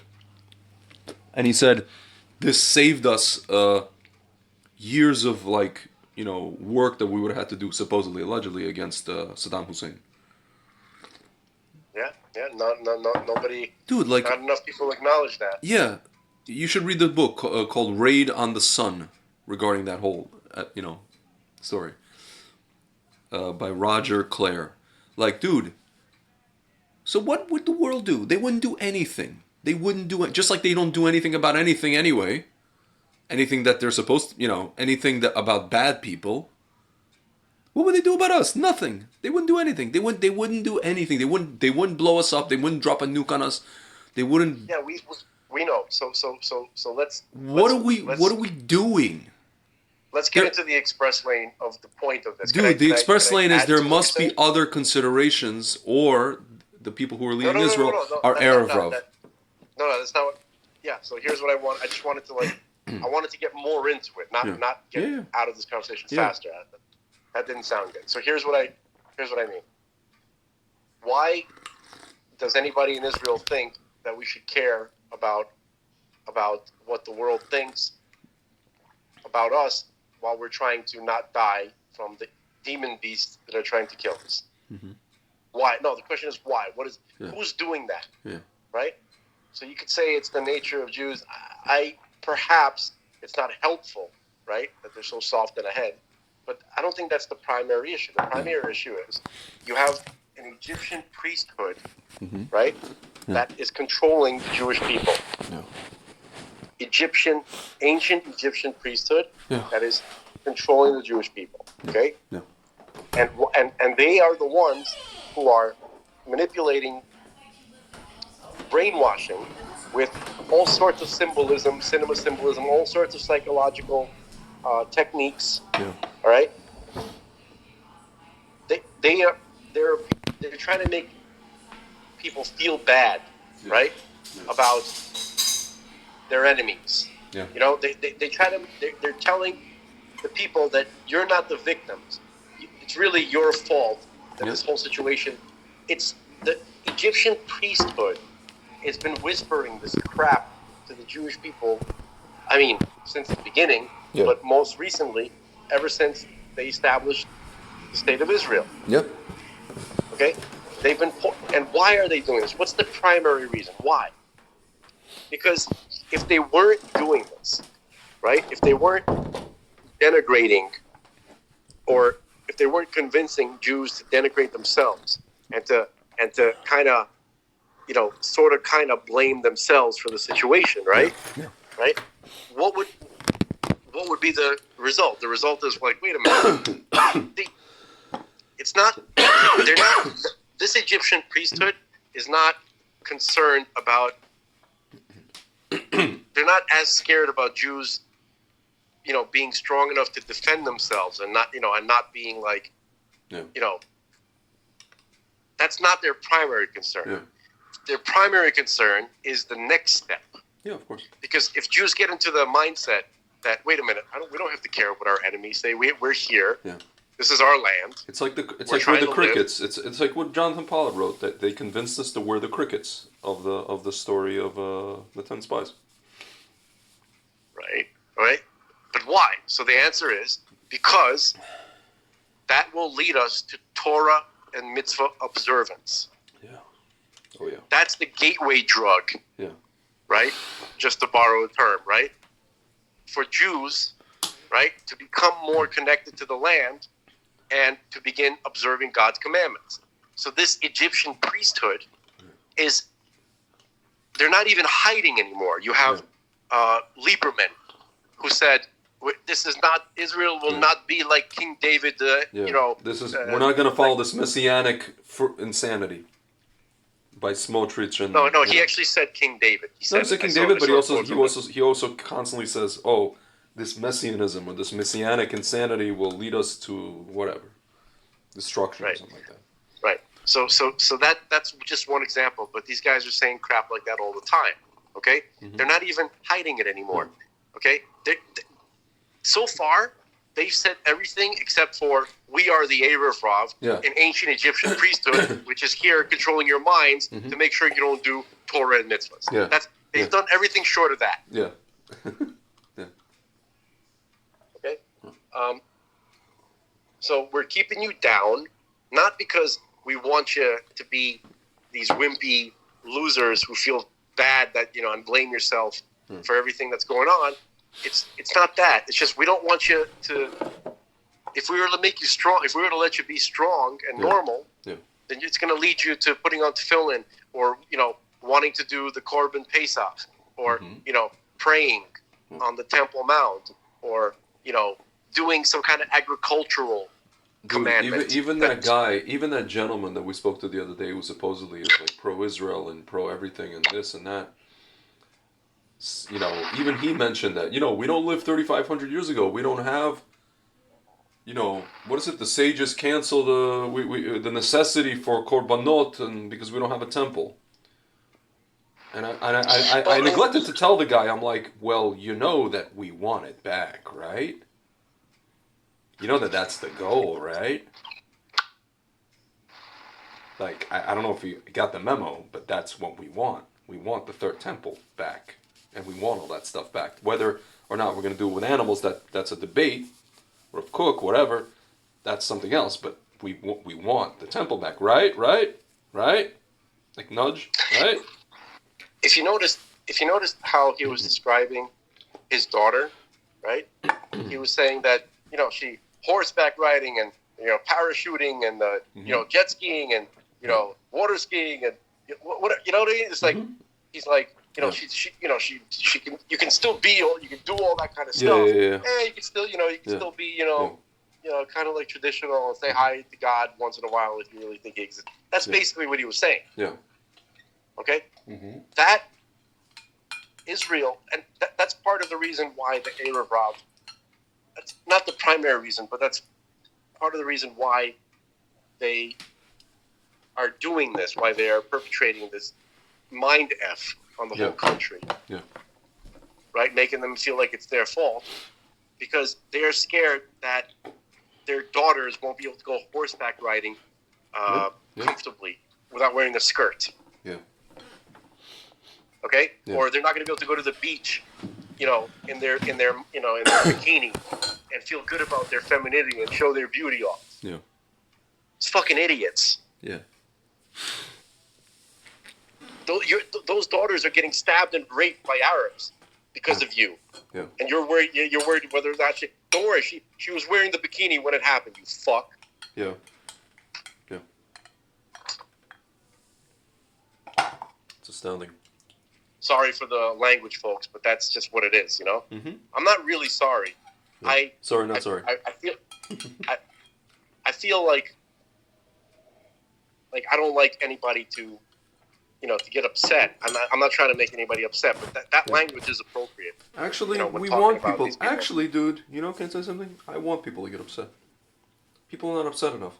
People keep asking, how come? Dude, you ever go to like a pro-Israel protest in America, in New York? You ever go to one of these things? Okay. I have walked by one of these things one time. Okay, you've walked by. How many people have you seen at these things? On like a weekday. If it's on a weekday, how many people have you seen at these things? The two that I saw, I think one of them had like 30 people. The other one had like 20. Okay, they had 30 people. And what was the age demographic of the people at these protests? Age demographic? Babysitter girls. That's what. No. Usually, man. That's what I saw. Okay, well, usually I'll tell you, I've been Union Square. It was in Union Square. I've been to enough of these things. Most of the people that go to these things are retirees. Dude, why should it be that when something happens, like there's a Gaza incursion or something, Palestinians, they're not all out of work, or Arabs in America, right? These people show up in droves, not in even droves. They show up in hordes. Like barbarian hordes. Like all the, you remember what was it? No, Braveheart, all the guys that he assembled from the different countries, like from the different Commonwealth countries that did not want to be subjugated under the king, the queen, Yeah. under England.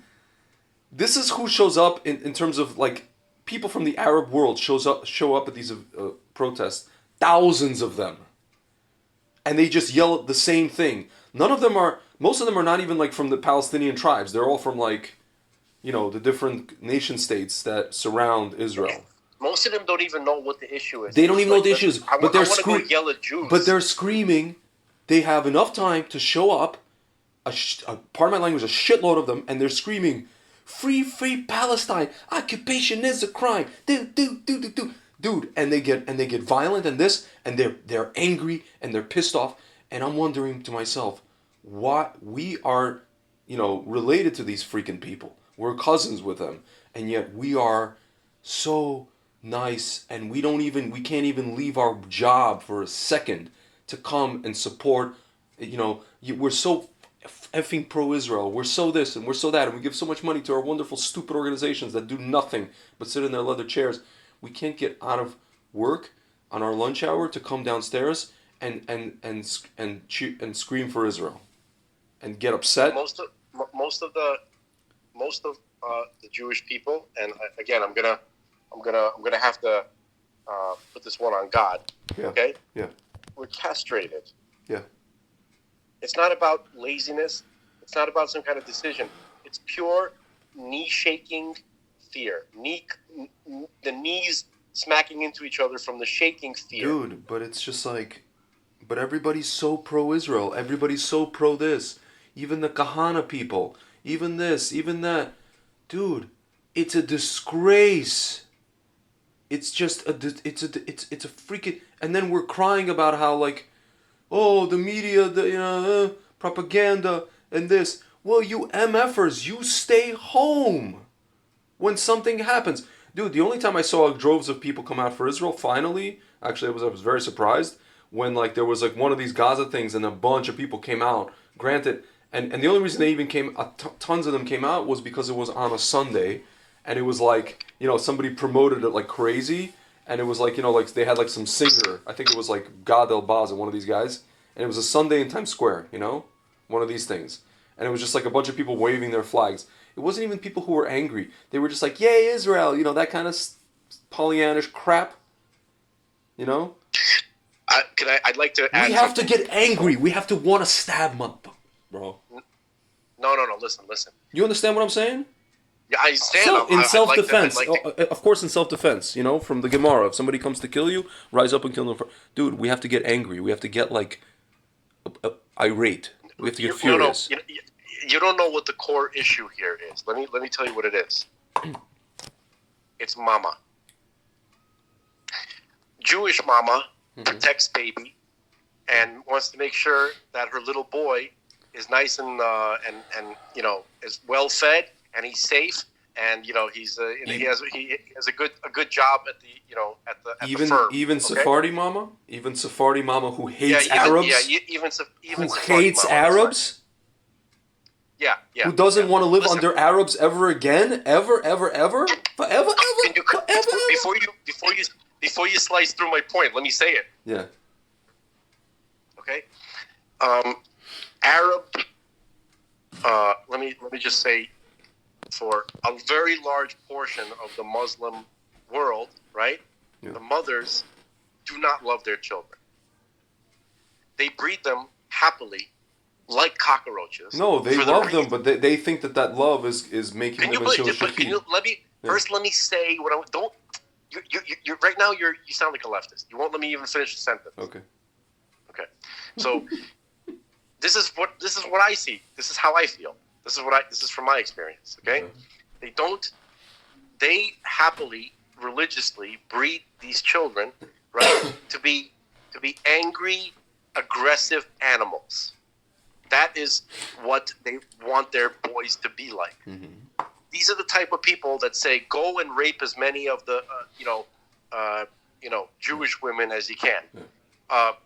They're proud of that. Do you understand? Listen, we could just focus on that alone. They are proud listen, I'm when their sons strengthen your rape. point. I'm gonna strengthen your point. Arafat said the biggest weapon is the womb of the Arab woman. That's what It's not the it's not it's the womb, and it's also the mind of her. Yeah. Okay, so you have a culture which breeds locusts happily. Okay, they are not locusts in reality. Yeah. They're human beings, but their culture and their mothers treat them and raise them to be and to think like locusts. Yeah. They have to That's swarm, what they it have is. to swarm And us. our mothers and so the Jewish mothers, they don't do that. Okay? So you're asking, why do we get mad and go out there and want to stab and all that kind of stuff? It's because the only way to there's two extreme ways to fix the situation for Jewish boys being pussies. Yeah. Okay? Number one, supernatural intervention. That's the only answer. Number two, we need to create a Spartan system of, like, for a couple of generations, where, the mother gives birth to the kid is taken away from the mother, and just raised by the generals and by the military to be tough. That's the only way to do this. Yeah. That's another. If you want to add another reason to the list why only supernatural intervention is gonna save us. Yeah. Okay? But Our mothers don't raise us to be aggressive, raping locusts. But can I ask you a question on this, or challenge what you're saying? Man, when you look back at Jewish history and you look at, speaking of 3,500 years ago or speaking of 2,000 years ago, and you look at all this kind of successful, I'm directly translating from Russian, successful moments in our history where we basically were able to, take care of business, as it were, and succeeded either defending ourselves or defending our civilization, really, or the way we live, or defending ourselves physically from annihilation. How did we do that? We were able to, we had leaders who came and said, listen, guys, we have to get violent here. Not because we're violent people, not because we are, again, like our cousins, not because of any of these things, but because if we don't, we're either going to all die, like in the story of Purim, we're all going to die. Obviously in Purim, we did other things as well. We fasted, we did what we had to do spiritually, but we also physically defended ourselves. There's that part of the story that, talks about at the end, after this whole happily after thing, that talks about how we decimated thousands of Persians, right? Even today, Ahmadinejad mentions that. He mentioned that, that the Jews tell the story of, or the Israelis, the Zionists, tell the story of how they decimated, 35,000 Persians or Iranians or whatever. He remembers this. Like, the little tiny Haman or spark of Haman remembers that stuff. Or the story of Hanukkah.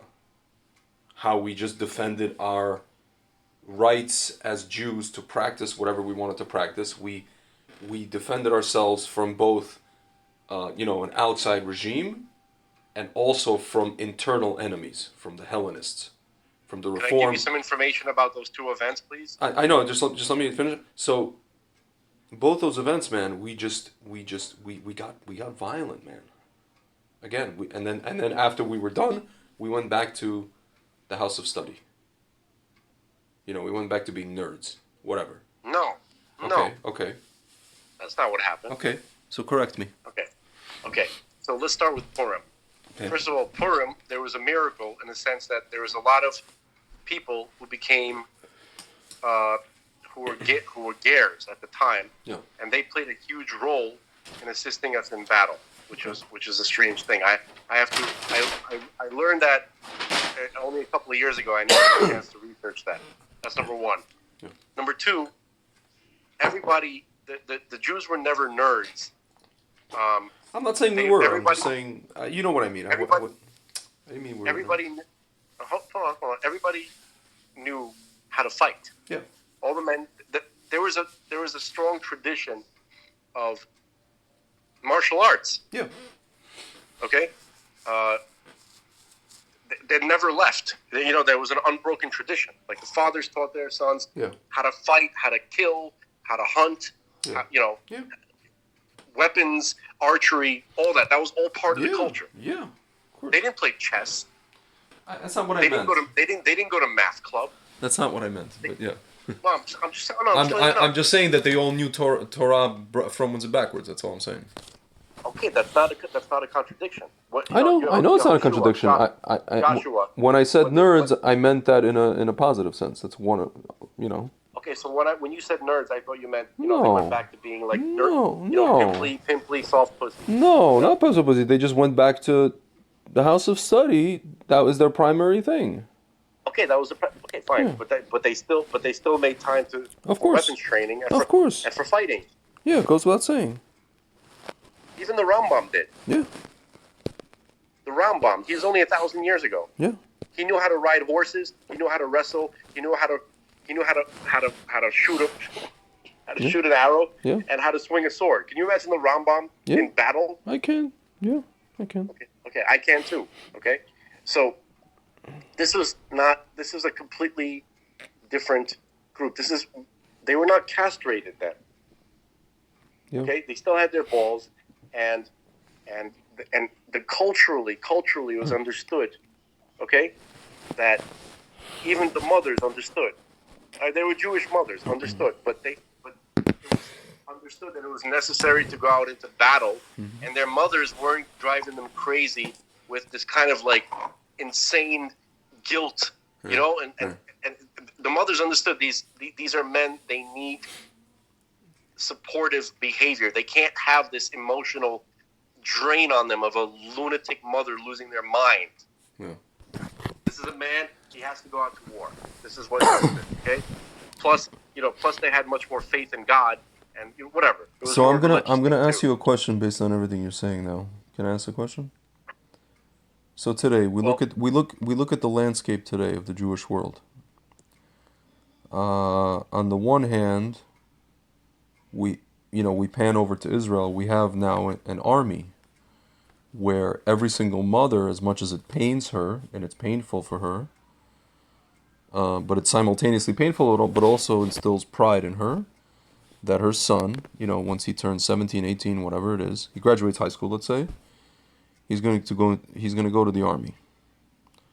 And for most, even some frum people in Israel, it's a point of pride to, what unit you're going to go to, which unit, is it a tough unit? Do you get sent to Judea and Samaria? Do you get here? Do you get this? Everything. It's like this whole cultural thing that they've developed, right? So these scumbags who founded the state, ironically, understood that, we do dafka have to beat out of the Jewish man this pussification that happened over these, centuries as a result of the galut.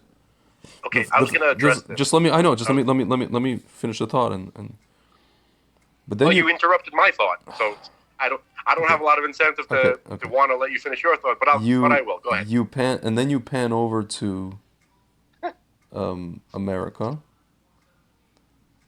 and you don't really have that. You don't really have that.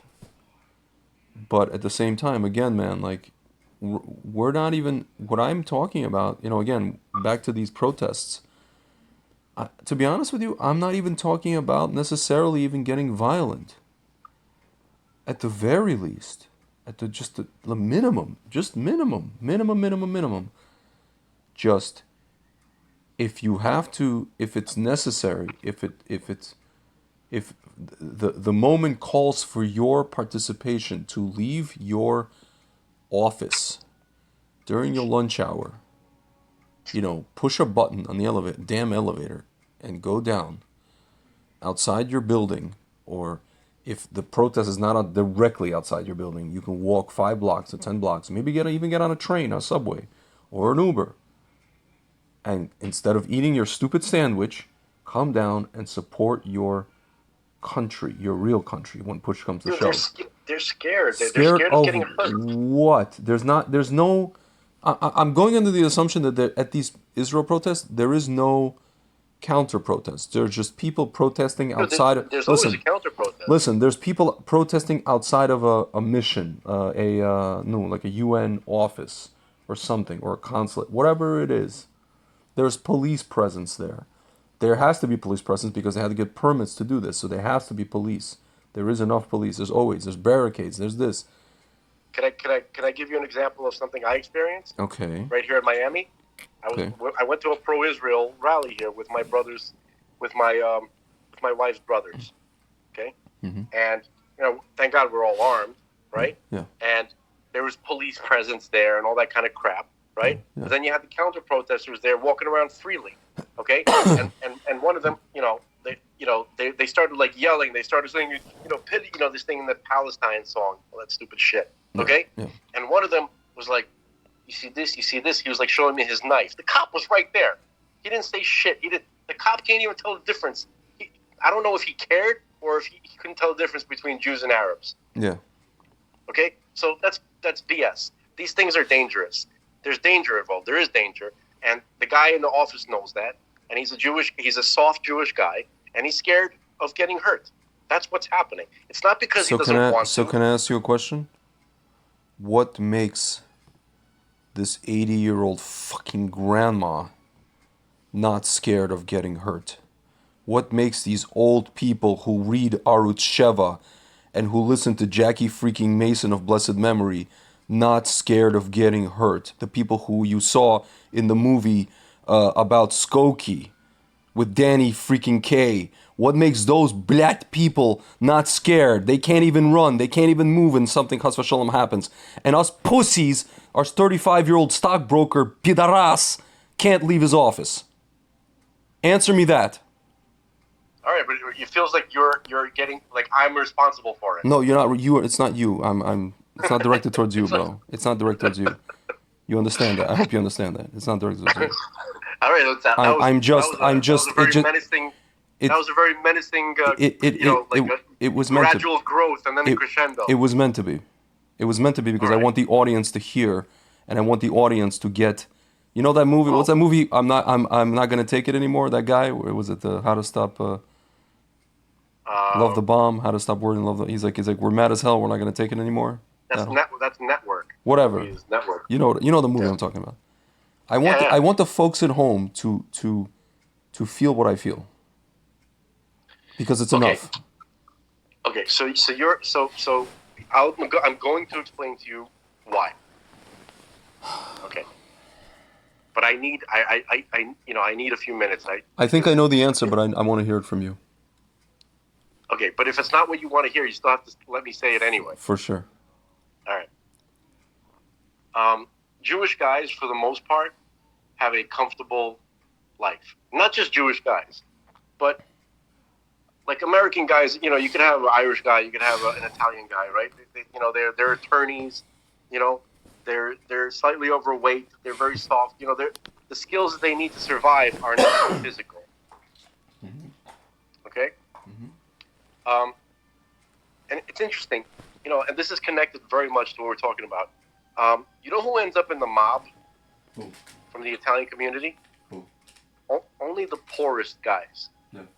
Oh, I know that. Okay, most Italian guys don't end up in the mob. Yeah. Okay, they're normal. They have normal jobs, normal businesses. Okay, Yeah. and they end up being like they're just as soft as everybody else. Yeah. But mobsters are their ranks are full of people who started out super poor. Okay, so because they were poor and they didn't have comfortable lives, so they got used to being more physical and more violent. Yeah. Because they had to, right? Yeah. So the locusts that we were talking about are, I'm not saying that they have a mafia, even though they do, right? Yeah. It's just that they're generally poorer, right, for the most part, right? Especially the newer immigrants, right? Yeah. Okay? And so they don't have anything much to do. They're not studying, right? They're not trying to, open a business and network and all that kind of stuff. Those that do some of them are doing that, and they end up being soft. They're not going to go to a protest. I got a business. I got a mistress. I can't. I have a lot. I have a lot going on. Okay, I have too much going on. I have too much abundance in my life to risk it all on some stupid, protest where I might get into a fight and get stabbed or go to jail or something like that. I don't have time for that. So only people who have time for that are going to participate in that. You understand? Yeah. Бездельники. Stupid, retard, like aggressive бездельники that were bred to be locusts. Wait, but They're but I asked you about the older people. I know. No, hold on. I'm Okay. gonna get to it. I just Okay. wanted to. No, that I get. Yeah, that part I get, obviously. All right. So the old people, the old ladies, okay, Yeah. are, first of all, there's not that many of them. Not that Okay. many, but And- okay. And second of all, so what you're asking me is why are the brave people brave? Why is that small group of people who have the Can power? I add and one have- more thing? Can I just add one more thing about these people because I know them personally? A lot of them actually are well-to-do. Some of them, I mean, obviously they're retirees, but they're well-to-do people. They're well-to-do people. These are people who are like, some of them are very wealthy. Right. And Okay. I'm serious. So the type of people that you're describing, Yeah. that I have encountered, they've all had something very personal, tragedy happen to them to motivate them to do this. Okay? Either they remember something and that was deeply affected them from their grandparents or their parents or themselves or their children. Mm-hmm. It's almost always like that. Yeah. Okay? So that's definitely the lion's share of their motivation. Okay? Yeah. So again, it shows like unless something happens to you, God forbid, right? Mm-hmm. You're not going to wait. You're not going to be awake Yeah. because you got businesses, you got mistresses, Yeah. you got Whore Island in Colombia coming up. It's either You've been waiting. You've been saving up for that. You understand? So basically, They're these too people are busy either Holocaust partying. survivors or kids of Holocaust survivors. The ones you're. Yes, right. They remember. They understand. They saw the trauma. They know the stories. These are not children of Holocaust survivors that spared them from the stories. You often bring up that kind of person. Like, Yeah. you have the kind of Holocaust survivors that didn't want to tell. Yeah. It was like my grandfather. Yeah. He spent 9 years on the battlefront Yeah. in World War II. Didn't want to tell anybody anything about it. No, before, and also before World War II, Yeah. when the Soviet Union was with their conflicts before that. Yeah. He never, I saw like multiple gunshots on his body, okay? On his leg, on his back, and I knew that he didn't have his sense of smell, okay? So what he must have gone through, my father barely knows anything about it. Yeah. He was part of the invading force into Germany, into Berlin. Can you imagine? It's crazy. Anyway, so basically, but not everybody had grandparents like that. Some grandparents told them exactly what happened. Yeah. Okay, so that's not that's not a very common thing. Okay, so basically, that's what it comes down to. When you have comfort and you got a lot going on, you got businesses, you got things going for you, you're not going to risk your neck to go do something, even if you have an inkling to do it. You kind of feel it, but at the same time, you're so comfortable in your abundance that, and also, right away you start getting these thoughts into your head. My mom is going to get upset. Oh, my wife is going to give me a headache. Yeah. Or whatever. All this kind of stuff. You understand? Like, there's no. We were not raised with a very strong sense of duty to Israel and to the Jewish people. It's just lip service, basically. It's a feeling, and it's a little bit of lip service. Okay, send some money. Dude, I don't know. It's nothing. Can I just say something? I don't know what it is, man. But I remember the first time I went to one of these protests.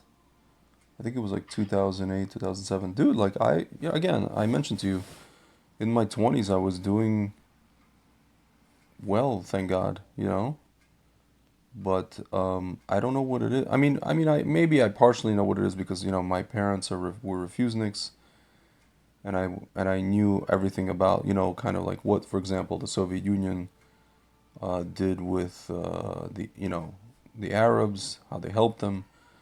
So it was one of those things where like basically this was just a continuation of, I knew about Kahana, what he did. I don't know. I just never felt like, even when I had quote unquote what to lose, I never felt like I had anything to lose necessarily. And I don't know, man. I never thought twice. You Well, know, okay, so it was you're me an and example yeah. I'm similar not. to those like I'm not tooting. you were Yeah. too educated in the history of it. I'm not. Yeah. I'm not tooting. By the way, I'm not, dude. I'm not like what is it? Tooting my own horn.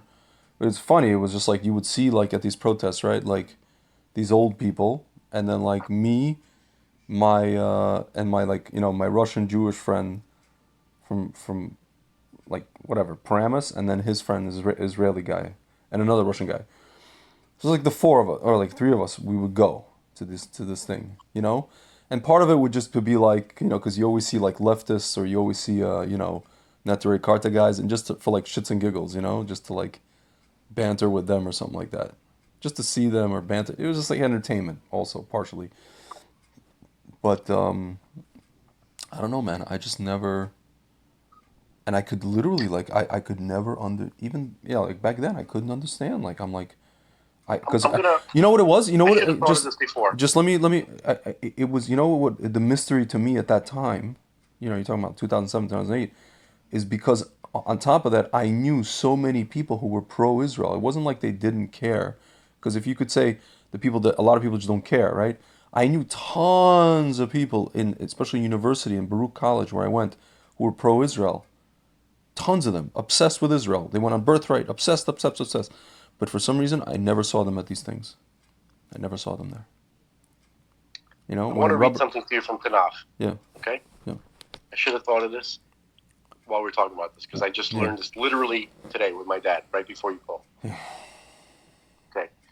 This is the book of Samuel, 2. Okay? Shmuel Bet, chapter 2, verse 12. This is just after King David was crowned king of Yehuda, his capital in Hebron. He was not yet accepted by the whole nation. Interesting. Okay. Once Abner, son of Ner, the soldiers of Ishbosheth. Ishbosheth was the son of Saul, who had been, Abner was King Saul's primary general for his armed forces, a very mighty warrior, and so he installed Shaul, Saul's remaining only living son, to be the king. Okay, he only reigned for 2 years. Okay, but he wasn't king over all of Israel because Yehuda only followed David. Okay, yeah. So that's why he's not considered the second king of Israel, because it wasn't of all Israel. Okay, so with that context, once Abner, son of Ner, and the soldiers of Ishbosheth, who was the son of Saul, marched out from Mahanaim to Givon. Givon, okay? And Joab, that was King David's primary general, right? Who was the son of Zeruiah, right? And the soldiers of David, they also came out. They confronted one another at the pool of Givon. Okay? One group sat on one side of the pool, and the other group on the other side of the pool. Abner said to Joab, these are the two generals talking to each other, right? They're kind of like, they're not fighting with each other, you know what I mean? It's like, it's just, okay. So he said, so let's see. Abner said to Joab, let the young men come forward and sport before us. And then Joab said, yes, let them. Meaning, let the young men, let our soldiers come forward, let them wrestle around. Let's see who's a better swordsman, right? I read the commentary. The commentary says that the intent was just to kind of play around, but also in a competitive way, like sports. Yeah. Like let's see who's a better wrestler, a better sportsman, whatever. Yeah. These are soldiers, young guys. Yeah. Probably 16, 17. Okay. So, okay, so the next it says, they came forward and they were counted off. 12 for Benjamin and Ishbosheth, son of Saul, and 12 for David's soldiers. So 12 against 12. Okay? So basically things escalated. They were playing, and then it happened that each one grasped his opponent's head with his hand and thrust his dagger into his opponent's side. Thus they felt they killed each other. Yeah. Okay, and this sparked a giant, horrifying war. Because here's the wording that says, a fierce battle ensued that day. But listen to what it says in Hebrew. Vati hamilhama kasha ad me'od. Yeah. You understand that, right? A hard war, difficult war. Until it's very extreme. Me'od, me'od. Yeah. Yeah. Right? I've never even seen that wording used for the battles that I've read. Yeah. That raged even before this. Like, what kind? This is crazy. Okay, so why am I reading you this? Because this is what we were like. Yeah, I know. I know. Okay, and we are not like that now. Yeah. Okay, so that's how different. That's what has been done to us. Yeah. That's the difference. Okay, so that's the primary reason. It's almost supernatural. Even to the point where people who are pro will not even lift a finger. Yeah, they can't. They're That's crazy. I'm saying stuff. Everybody, for the folks at home, everybody who is listening to this, every Jewish guy who is listening to me hates my guts right now, because they know I'm telling the truth. Mm-hmm. Okay, yeah. And of course we have our exceptions, and we have our JDL guys. Yeah, of course. Stuff. But and by the way, let's talk about the Israeli military for a second, okay? Mm-hmm. So the Israeli military did not create guys like this that we just read about. I know that. Even though this is not a good example. These guys are. This is a stupid thing that happened. Okay. Yeah. I don't know. They shouldn't have started these games. They should have realized it's going to escalate. No. Okay. So, and the generals were very regretful about this. They realized that this is really dumb. But anyway, so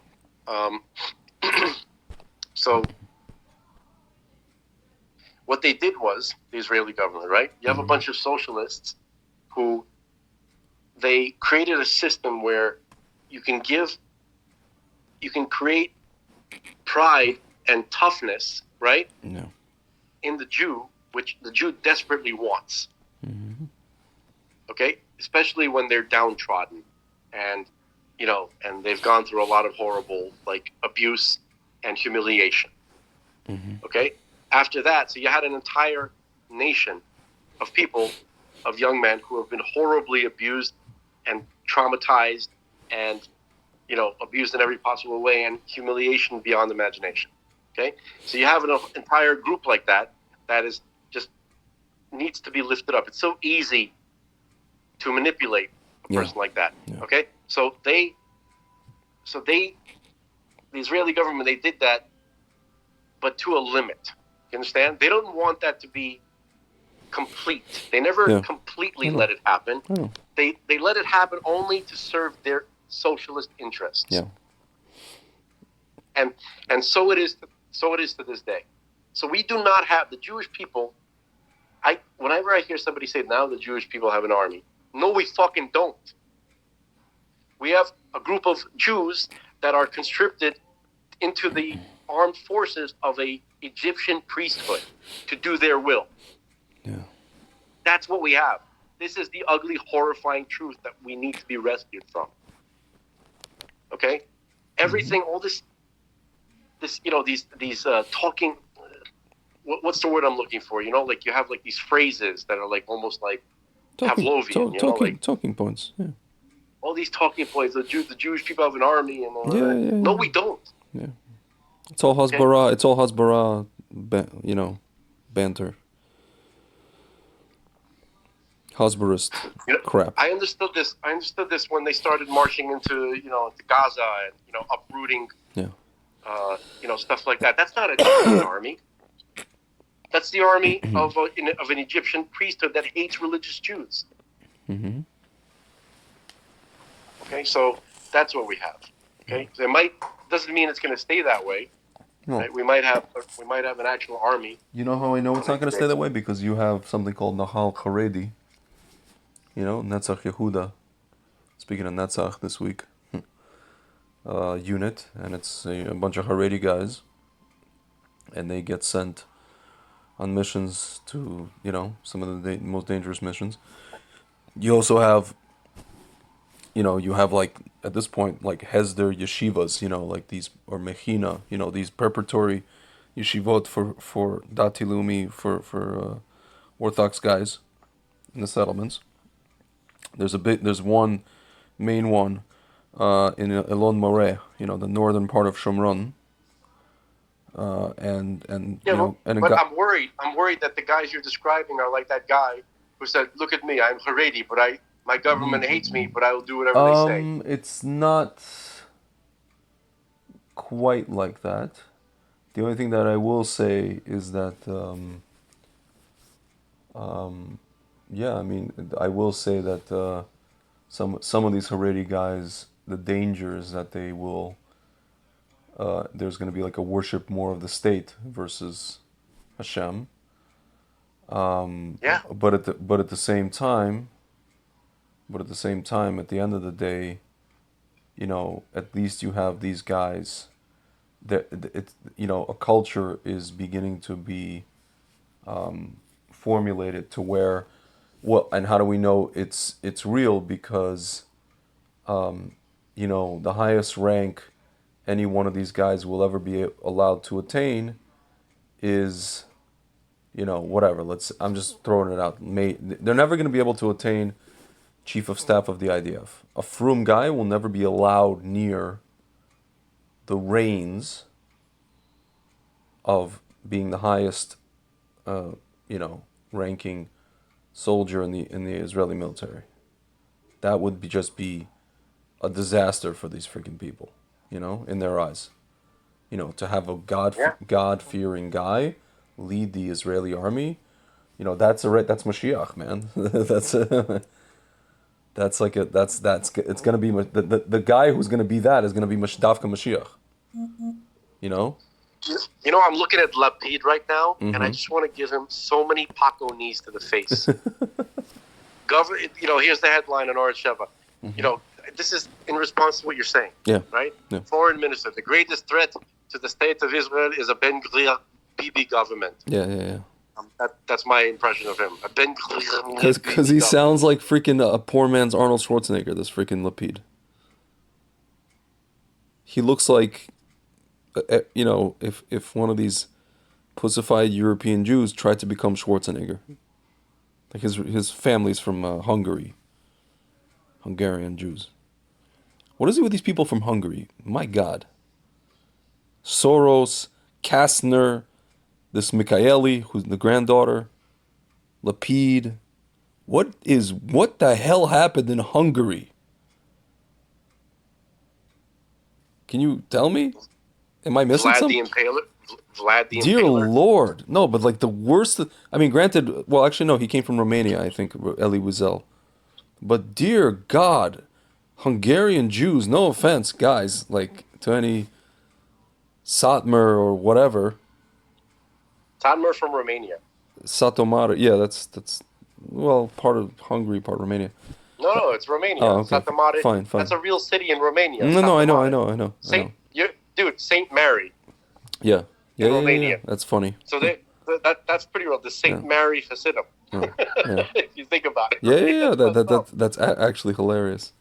But dude, Crazy. what happened to these people in Hungary, and they just became the worst Erev ever?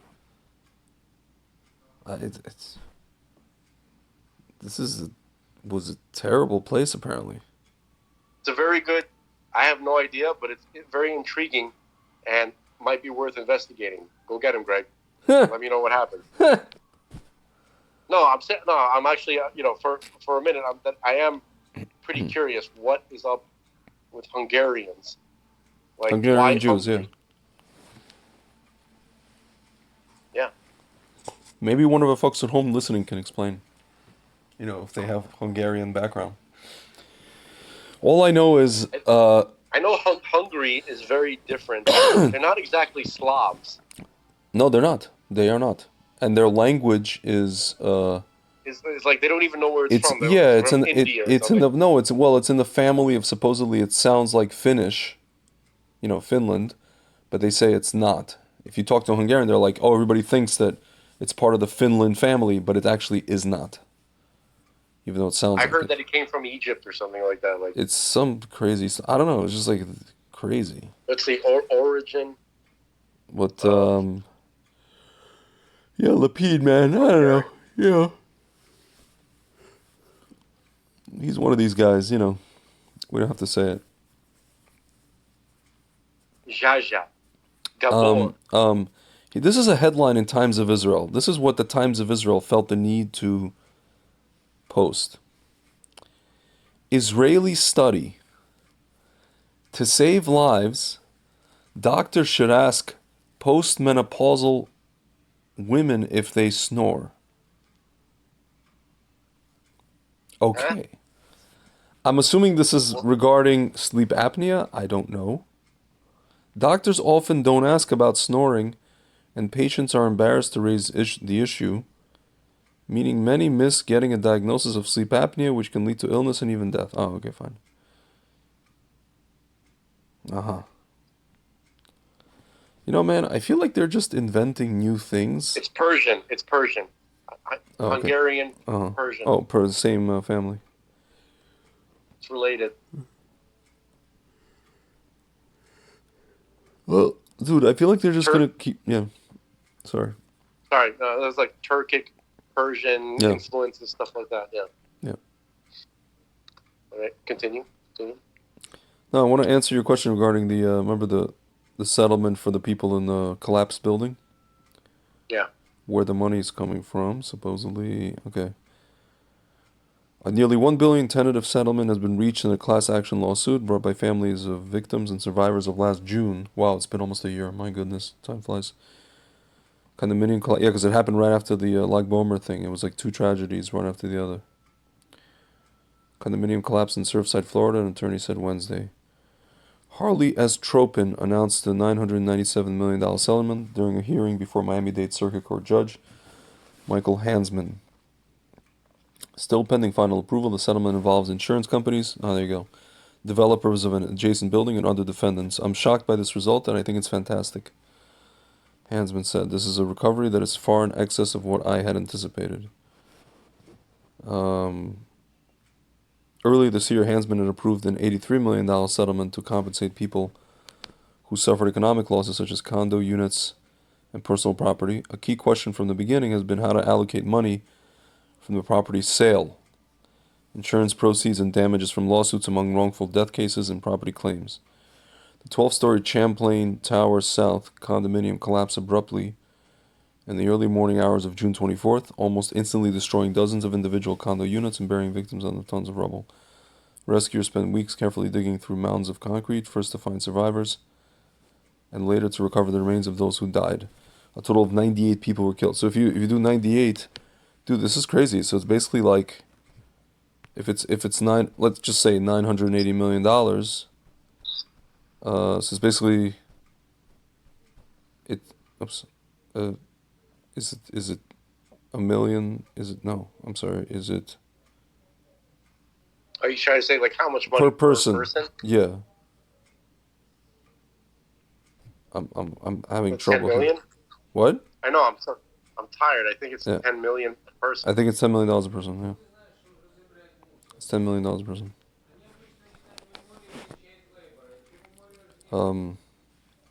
Yeah. So basically, it's insurance companies and the owners, I guess, and a bunch of other people. Interesting. Yeah. Oh, interesting. The little-known enclave comprised a mix of older homes and condos similar to the collapsed tower. Built. Oh, this is a Surfside they're talking about.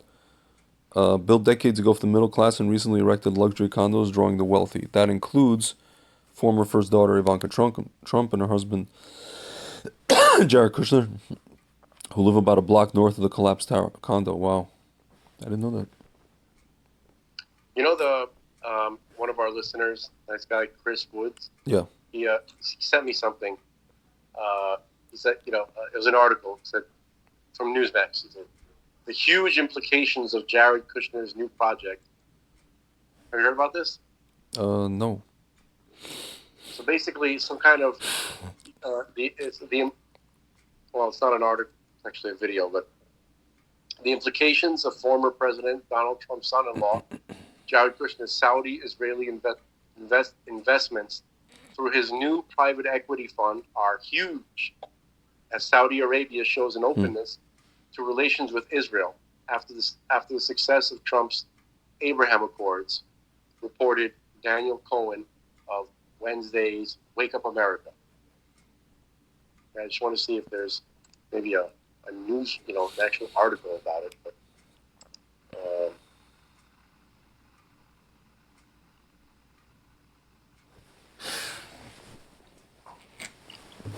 I don't know. Can't see an article about it. But I thought the link he sent me was an article, but it was a Newsmax video thing. But so I responded to him. I was like, yeah, we'll see. Because I want to like Jared.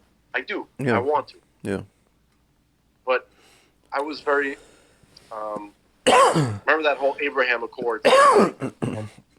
And when he was speaking, right, he said, I don't want, I want our Arab friends to come and feel like they can fly to Israel. They can come there freely and come to the wall. Come to Al-Aqsa, to the Dome of the Rock, right? Come to the Temple Mount.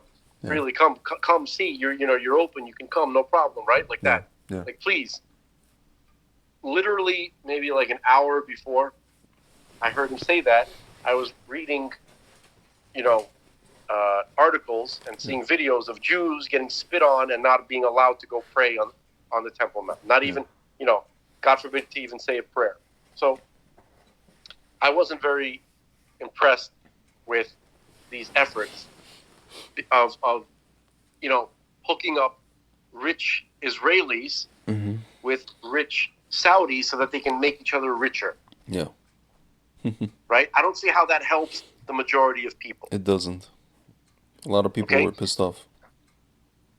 Okay? So I'm sure there's going to be somebody who could say, you don't understand how economics works, and over time that would benefit, Okay? But just the fact that, he didn't say, come, this is, let's say he would have said something like this, Jared, okay? He would have said, look, we want the Arabs to know that they can come and freely come to the Temple Mount and pray. But, we should also be allowed to pray. Right? There are Jews who believe in God, and they like to speak to God at a place that they consider to be their holiest place. So whoever wants to should be able to come and pray. No, he didn't say that. He just wanted to make sure the Arabs were comfortable with the idea, right? He didn't say shit about his own people. Yeah. Okay, that's why I'm not excited. Yeah. I hope I'm wrong, by the way. Yeah. Right? I'm not committed to being angry at a fellow Jew, okay? Yeah. I'm not. But so far, whatever, unless there's some kind of clandestine thing going on, some kind of David Lynch, Twilight Zone, whatever going on, okay? Yeah.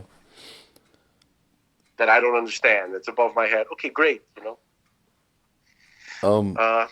My friend tweeted this just now. This is actually interesting. Went to a shiur, a lecture. The speaker presented two Gemaras superficially, claimed they had opposite perspectives on an issue, had us blow through 6 pages of midrashim, classifying each according to ad hoc invented dichotomy, made a mess of our tradition to have something to say which says nothing. What the heck? Sorry. To have something to say which says nothing.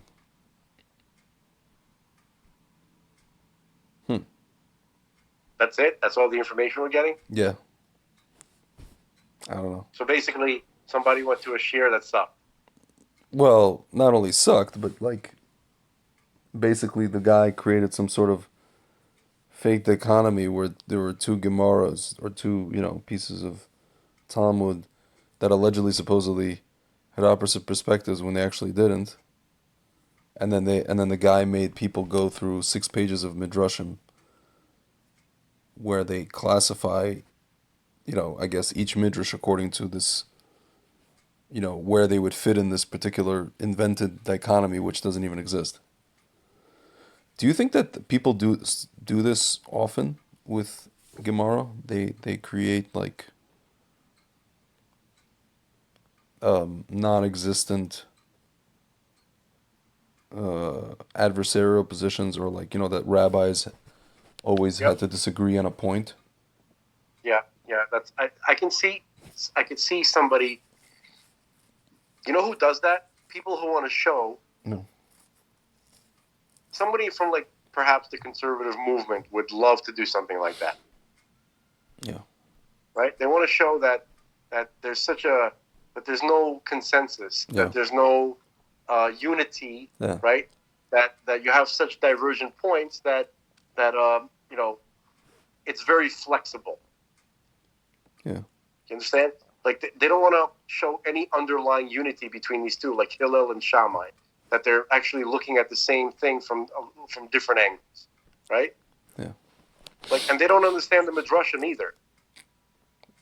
I think there's a lot of people teaching Torah who shouldn't, Yeah. who are not in the position to. Yeah. Okay, there's a lot of experts that somehow there's you know why this happens? There's an industry for experts. All of a sudden, everybody wants to get into this industry. Mm-hmm. Okay, I heard a story yesterday how they used to deal with these experts who weren't experts. Yeah. There's a very famous chassid. Okay, he was a chassid of the Alter Rebbe. His name is Shmuel Munkus. Have you heard of this guy? Yes. Yeah. He was like a shtick guy. He was a shtick guy, a trickster, Mm-hmm. but actually that was just a ruse. The Alter Rebbe said about him that he was a tzaddik, according to the Tanya, the way the Alter Rebbe was describing or teaching this, a true tzaddik, complete. Okay, so there's this guy who they used to have these people called magids, right? Yeah. They would go around, Yeah. they were like they would give sermons, preachers. They'd go from town to town. They would, pester people with their, they're like holy rollers, making everybody feel like them all feel like sinners, telling them that they're going to be punished, Yeah. All this kind of dramatic stuff. And a lot of these guys were not qualified for this job. They weren't, Yeah. they were like semi-fraudsters, Yeah. kind of. Yeah. So one of these guys came to the town that Shmuel Munkus was, right? And he started, preaching and, showing himself to be somebody, like an important scholar or something like that. So Shmuel Munkus saw this guy right away, and he understood who he was right away, right? So this is what he did. He says, "Oh, I'm so happy. That was a wonderful shir," right? And then he Yeah. takes out his halaf. What's a halaf? It's a knife that's used for kosher slaughter. Yeah. Okay, it's the big one for cows. Yeah. So, and he starts like sharpening it right in front of him, right? Mm-hmm. And then the guy's like, "What's going on?" He goes, "Oh, you don't understand. This, we don't have a tzaddik that we can come pray to. We need a big halik, a tzaddik that to have a kever, Yeah. right? So that people can come and pray. Because we have to travel really far. Like nearest tzaddik is like 100 miles away. It's too difficult, So we're gonna have one right here. I'm gonna kill you. Oh I'm my gonna God. bury you here."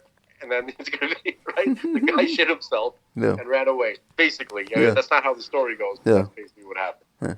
Okay? So, they had ways of dealing with fakers. Yeah. Okay? It was not easy to be a faker in that environment. Yeah. For sure. Do you know that the Rebbeim that we had in Eastern Europe from the 1700s, like until maybe just before World War II, they were like Tanoim Yeah. in their greatness. Yeah. We didn't have that. That's for the folks at home. Tanaim are people who lived 2,000 years ago. They're like the rabbis that are mentioned in the Talmud. Yeah. Okay? Every generation, every time period, let's say, has their own special people who come to help the Jewish people and the world in general. Okay? Yeah. And sometimes they match the generation. Yeah. And sometimes they greatly, like by far, like they don't belong in those generations at all. Like the Rebbes that we had the past couple of 100 years were from a different world entirely. They don't match.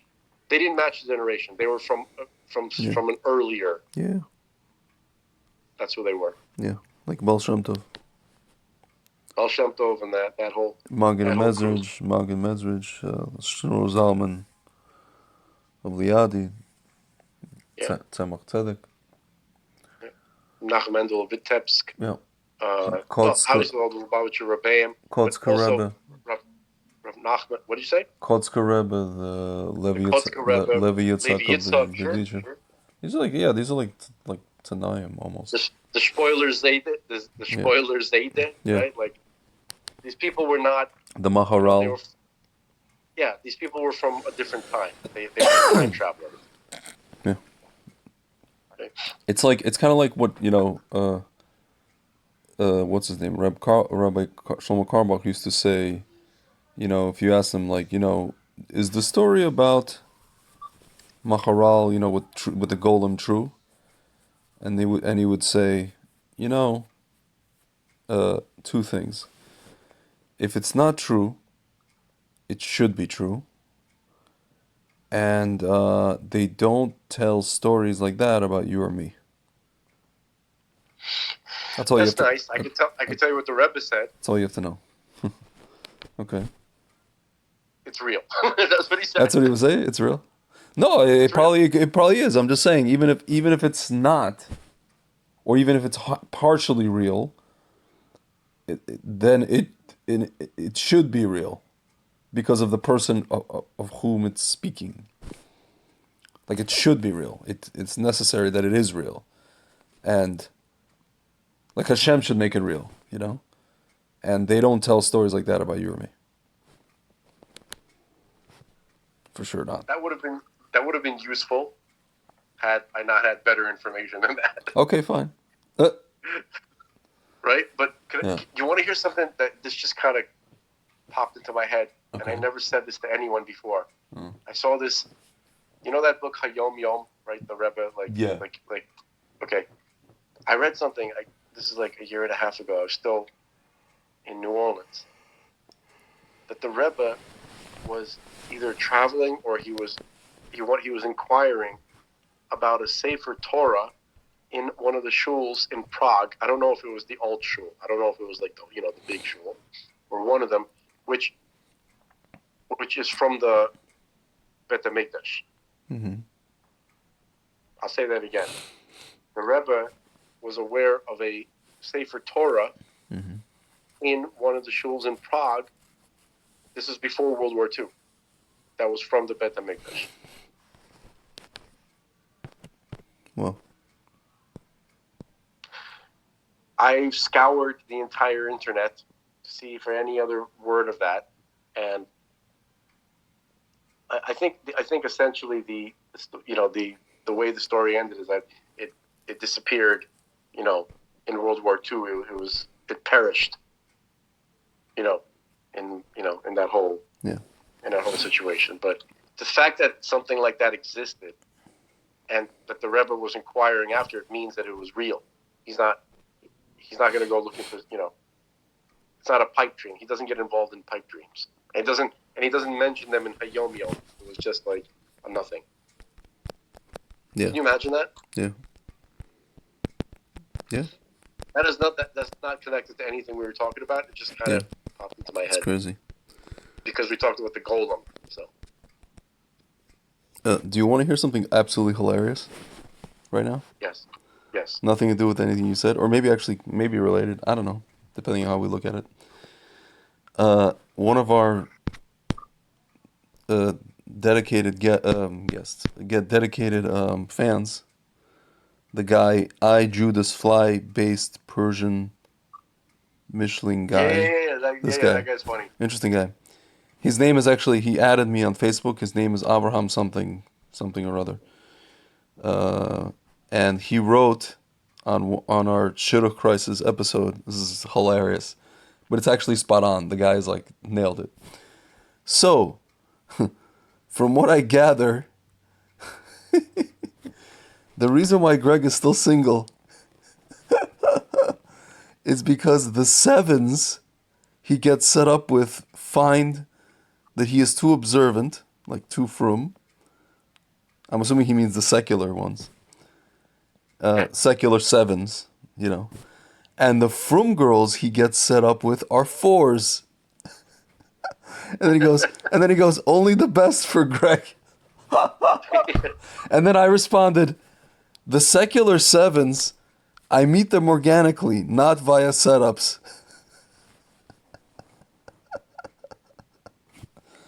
Oh, man. Dude, but he nailed it. He freaking nailed it. It's on point. On point, my friend. There is a comic value there, but I'm concerned. Oh, come on, man.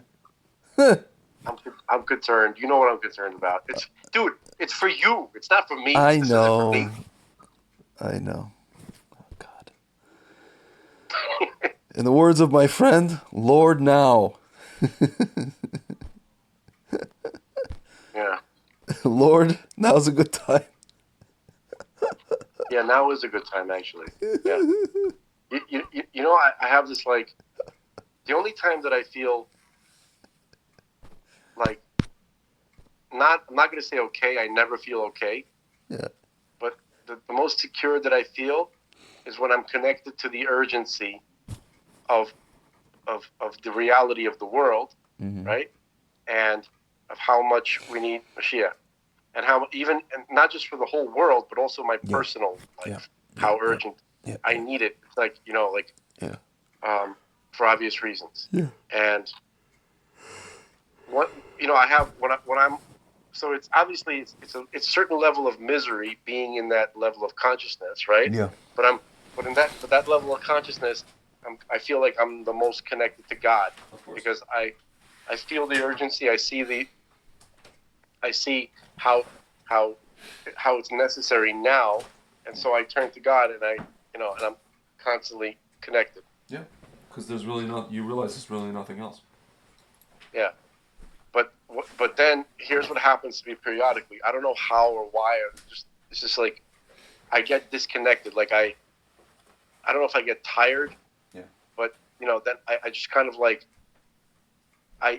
periodically like zone out, or I forget about all the things that are going on in the world. Yeah. Like I'll go on a YouTube, you know, thing when I have like, you know, 10 or 15 minutes. I'll watch like some cat grooming videos or, you know, some kind of like comic routine. Yeah. Right, which makes you forget, and then I start to panic because I remember. Yeah. That like I have to stay engaged, because what is my prayer, my constant prayer and request from God is going to cause it to happen sooner. Yeah. I don't know.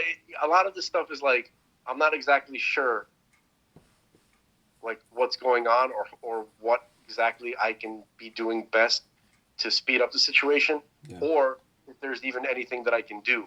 Yeah. Like we're told, I've heard both things. I've heard that we're told that we can make it come faster, or and from other people I'm hearing, you know, it's on autopilot. Yeah, based on like our first discussions when you were calling me via, like, when I was in Israel, you were calling me via Facebook, you know, phone call. That's the only thing I remember you were telling. This is before we recorded anything or, you know, had any podcast. You were telling me that it's basically on autopilot.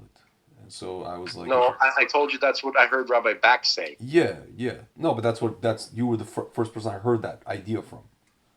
Yeah, yeah. So I don't agree. I don't agree with it. I don't want to agree with it. um, I don't know. I mean, like listen, when I heard it, it kind of resonated with me only because it's crazy actually, only because like, at that time there was like, still COVID and lockdowns and Israel was the forefront of the lockdowns and it was like, dude, you that when you said that to me, you know what was happening in Israel? It was like I think I was like in Bidud or something, in a quarantine, and it was one of those times where like we couldn't leave our house past like 500 or 1,000. It was like dystopianville.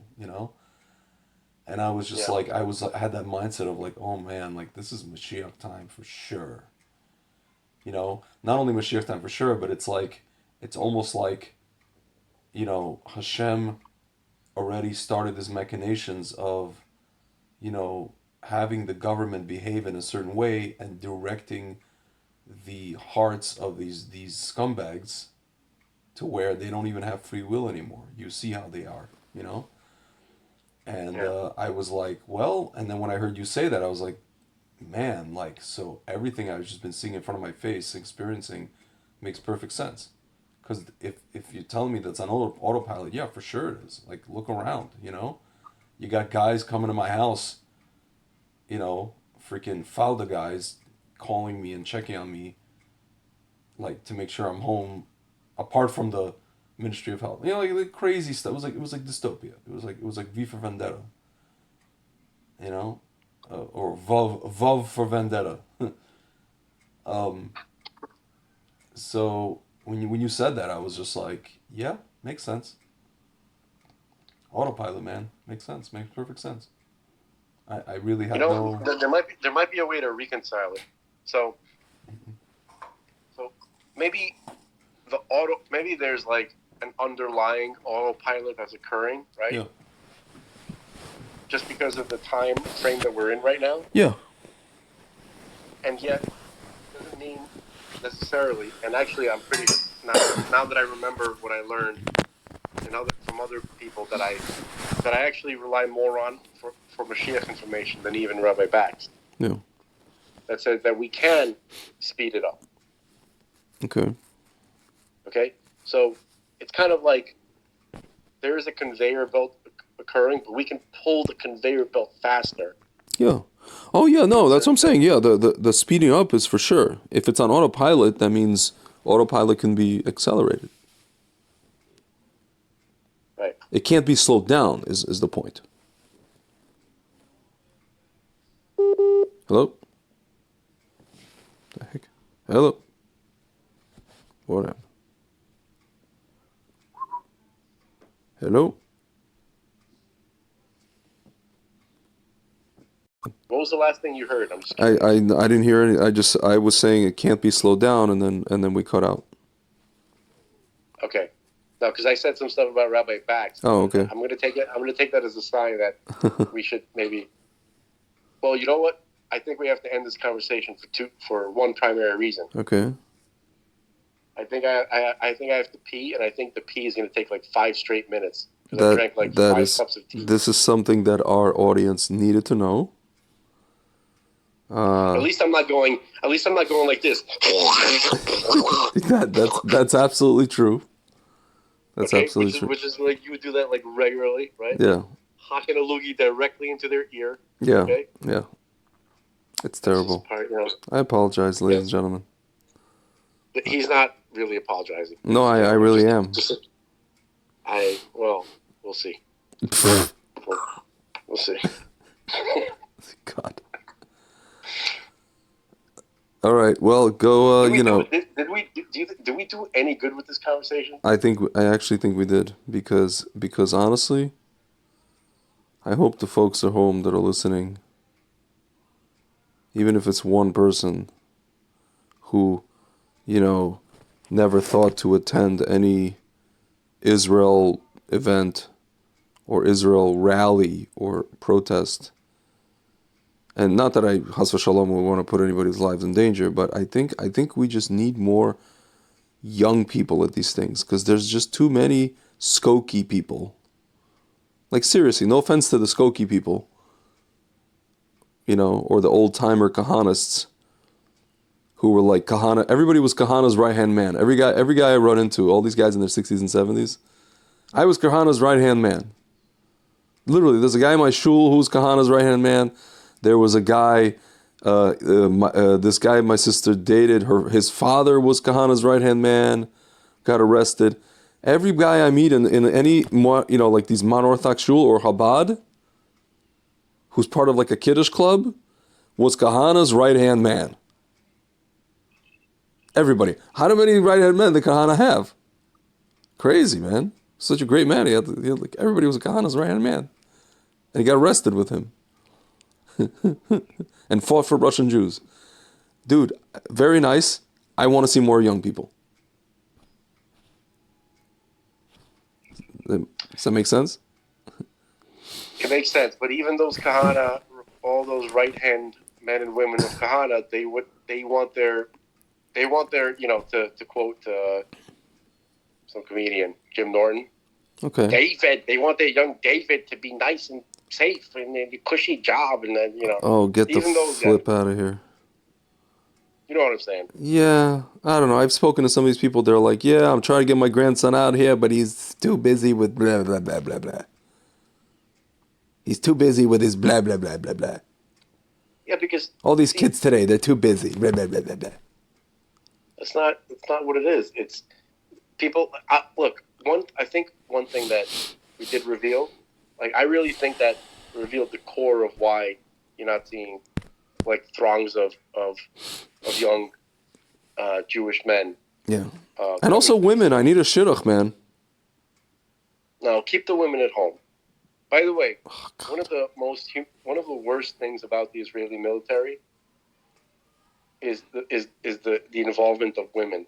That is literally the cuck of cuck humiliation. I can't believe you're saying that, you misogynist. Don't you? What, you want us to have like Hamas? You want us to be like Hamas in Gaza? Those troglodytes? Is that the only two choices? Yes. I didn't know. I'm a vapid woman. I'm a vapid woman. I was in front of what's his name? Who's that guy? Oh my God. The Supreme Court Justice guy. I was in front of his house. It's the same people, by the way. Same ladies, people. Jewish ladies, or ladies just in the whole world. Okay. Yeah.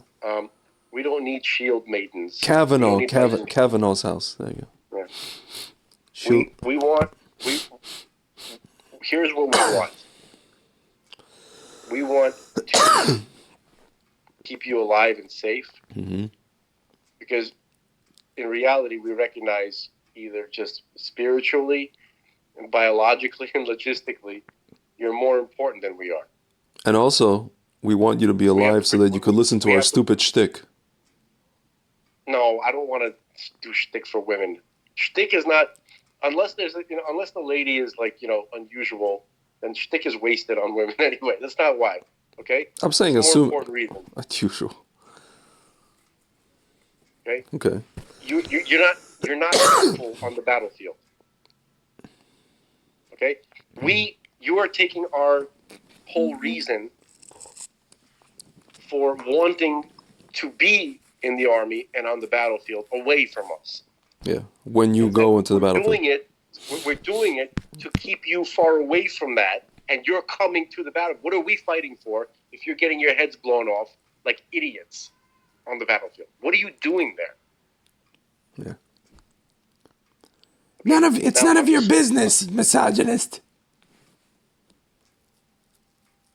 It's part of my business. It's none I'm of a your human being. Yeah. It's everybody's business. Yeah. Okay? So, please, this female thing in the army, go away. Now, here's what I would like.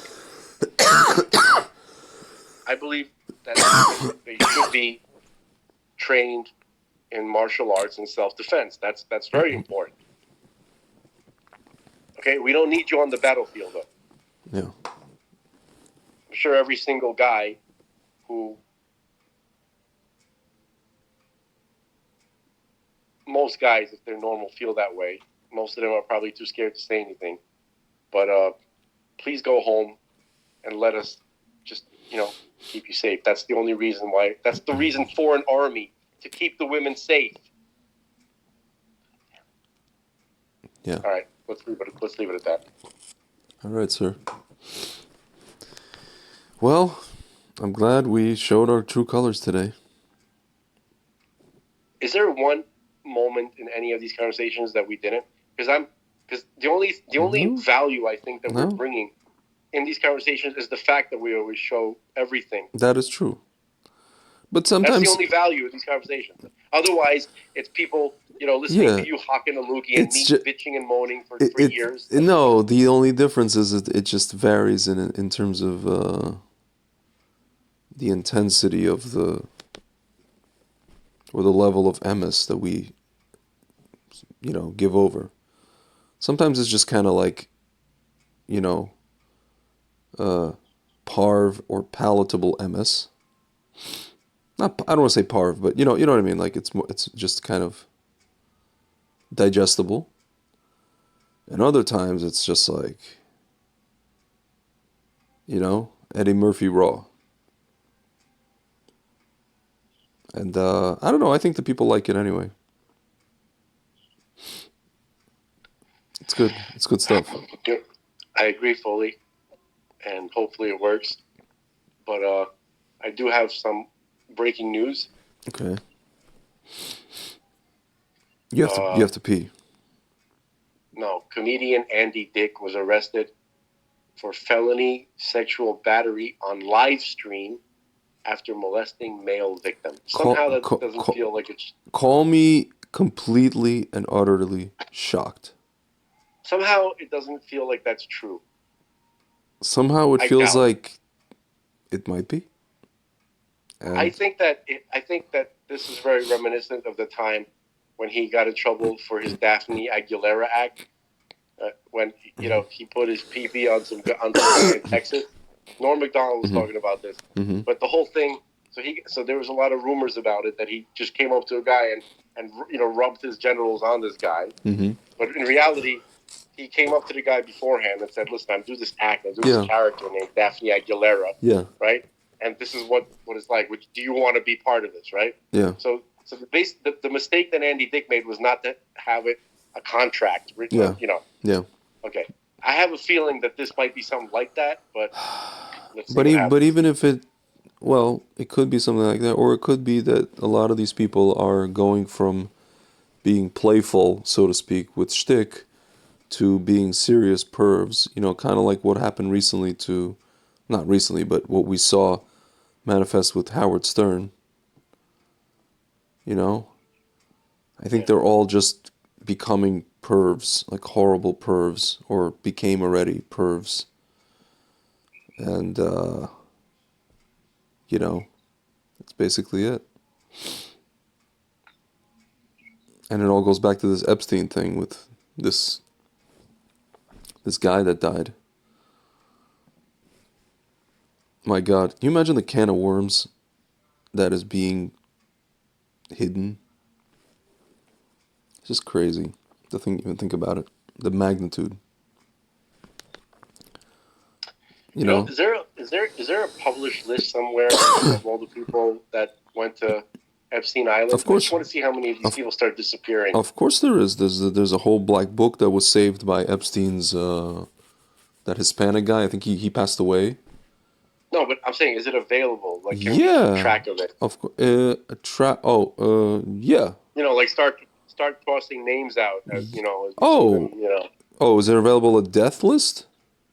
No, not a death list, but just a list. The list of people who went? Oh, of course. Who were there, of course. Right? Who could have, instead of Ghislaine Maxwell going to jail alone, right? Who should have gone to jail with her? Yeah, there's a whole list. Of course there's a whole list. Yeah. Okay, so I want to see how many people start disappearing. Courtney Love is on that list. Courtney Love? Yeah, man.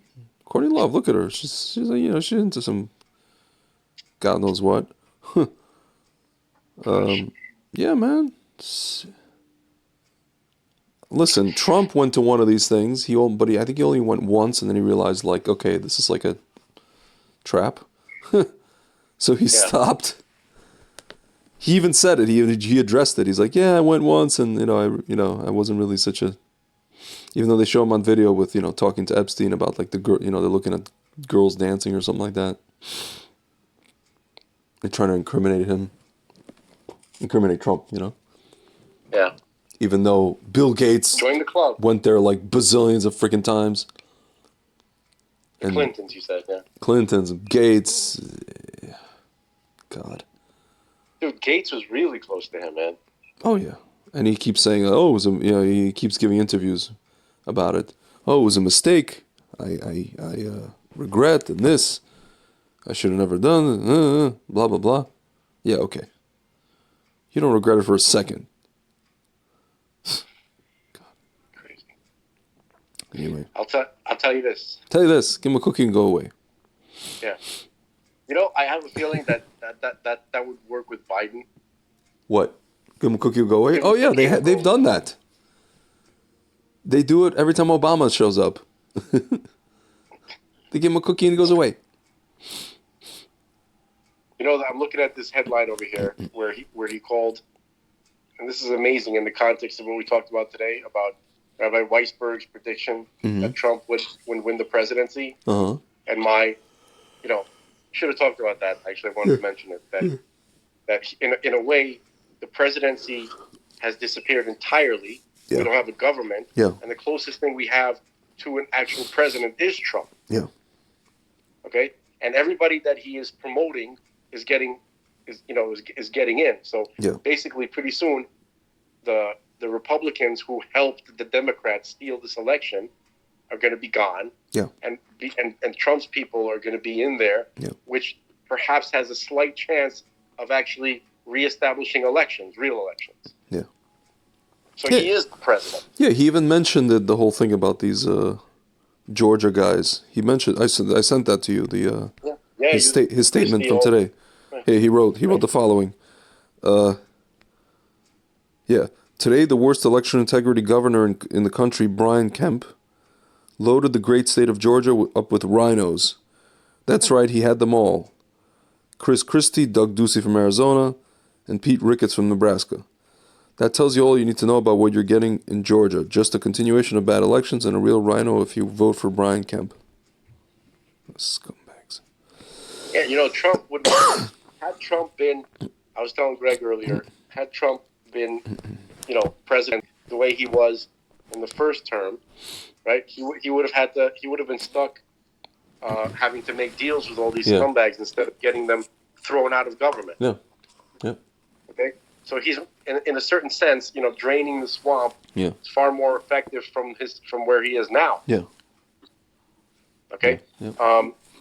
And just to end that off, there's a lot more to talk about that, but just to end it off, I'm looking at this thing. It says Joe Biden called Trump the Great MAGA King. Okay. That's the term that Joe Biden used for Trump. Wonderful. Fantastic. Thank you very much. If I was Trump, I'd be like, thank you very freaking much. Like, you damn right. Damn skippy to doodah, skippity a. You ain't whistling Dixie. You ain't just whistling Dixie. Yeah. And with that, I'm going to look up whistling Dixie on YouTube because I've said it. I don't know what it means. That's Dixie. Okay, I cannot hold. You can't what? All right, sir. I'm full. I got to go. Go do your thing. All right. Folks at home, it's been real. Later, Gator. Arrivederci. Arrivederci. Later.